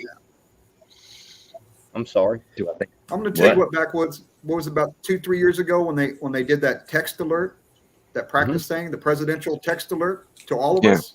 That bothered me. That bothered me. It's like what was that came out of nowhere. There wasn't no, hey, you're going to get a text tomorrow, Prepper 101 about this just a practice. We all got that. I was like, that still sticks with me today. Well, it could have been worse. We could have gotten the one they got in Hawaii, those poor people. Oh, yeah. Where it's ballistic inbound threat, and this is not a drill, and the whole island freaked out at once. Oh, man, yeah. Well, declaring martial law also it comes hand in hand with suspending posse comitatus. If posse comitatus gets suspended, I mean, basically everybody's pretty much on your own. Then it's the Wild Wild West, Yes. So it is what it is. Kim That is a Treadway, very high bar, though. I wish I had a good answer for that, Kim. I really do. I really wish I had a good answer for that because I'm in the same situation. I would just say a heartfelt conversation and put the facts out there if you can gain any ground. Christine, thank you so much for that. I appreciate that. Please join us canning next Saturday. It looks like we're going to be canning Sloppy Joe's or Manwich, depending on what part of the country you're in. Right now, Would that be pressure canning? Yeah. All right, I'm going to have to tune into that because that's my next project. Yeah, every other Saturday we can live at 8 o'clock. Thank you so much, Christine. So, Pretty good, pretty cool.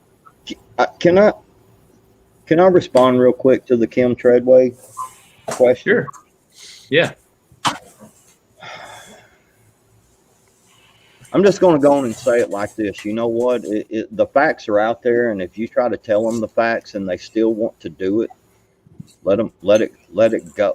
I mean, boy, I hate to, boy, everybody's going to be like, well, this guy's really kind of an asshole. But I'm just telling you, I'm sorry, but the facts are there. You can see, it is an experimental. These things. Look.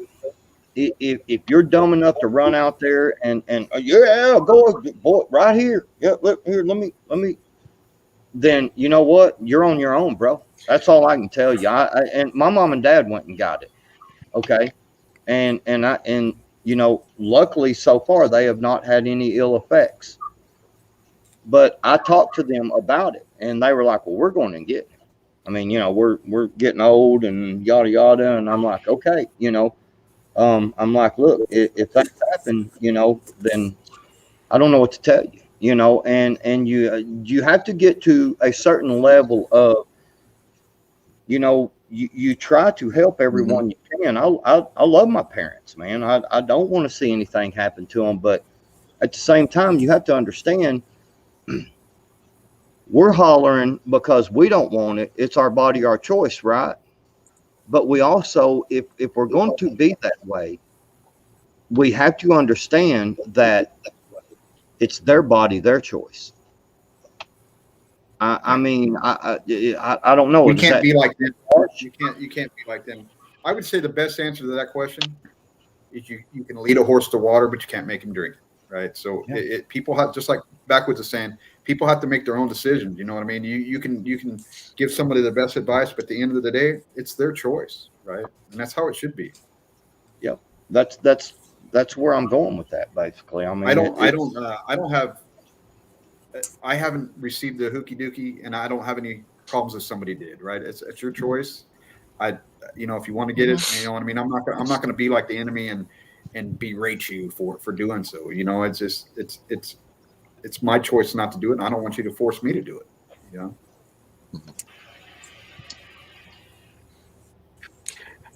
find it would be the same of being forced not to do it. We're at like over 3 hours here, and I haven't eaten today. I think I need to get off. You got to go eat, Ghost. But I'm getting a little hungry. Plus, I need to get prepped. Breakfast time for me. Get ready. I need to get ready for this scenario tomorrow night. Backwoods is gonna drop on me. And so if you guys ain't busy tomorrow night, tune in. It'll be awesome. Be tomorrow night Thanks for having me on, man. Yeah, man. It's either going to be at 9 or 10. I'm thinking maybe we'll do it at 10 because it seems like we're getting a lot more traffic later at night than early, being on but then again, it is Sunday. I don't know. Let's call it 9 o'clock Eastern, 8 Central. Yeah, 9 o'clock. So I want to thank everybody on the panel for joining us. I appreciate you guys popping in here. Bye, Gemma. 101, thanks for a great show. Backwoods, Roman, Tim, man, I appreciate you guys stopping in. You too, Virginia. Thanks for the invite, man. It's good to see everybody again. Anytime, brother. Appreciate it. Thank you to everybody in the chat. Thank you to the mods for hanging out and doing an awesome job. And thank you for all the donations. I really do appreciate that. And thanks for your support. And hopefully we'll see you guys tomorrow night. Y'all have a good one. Be safe. This was a damn good show.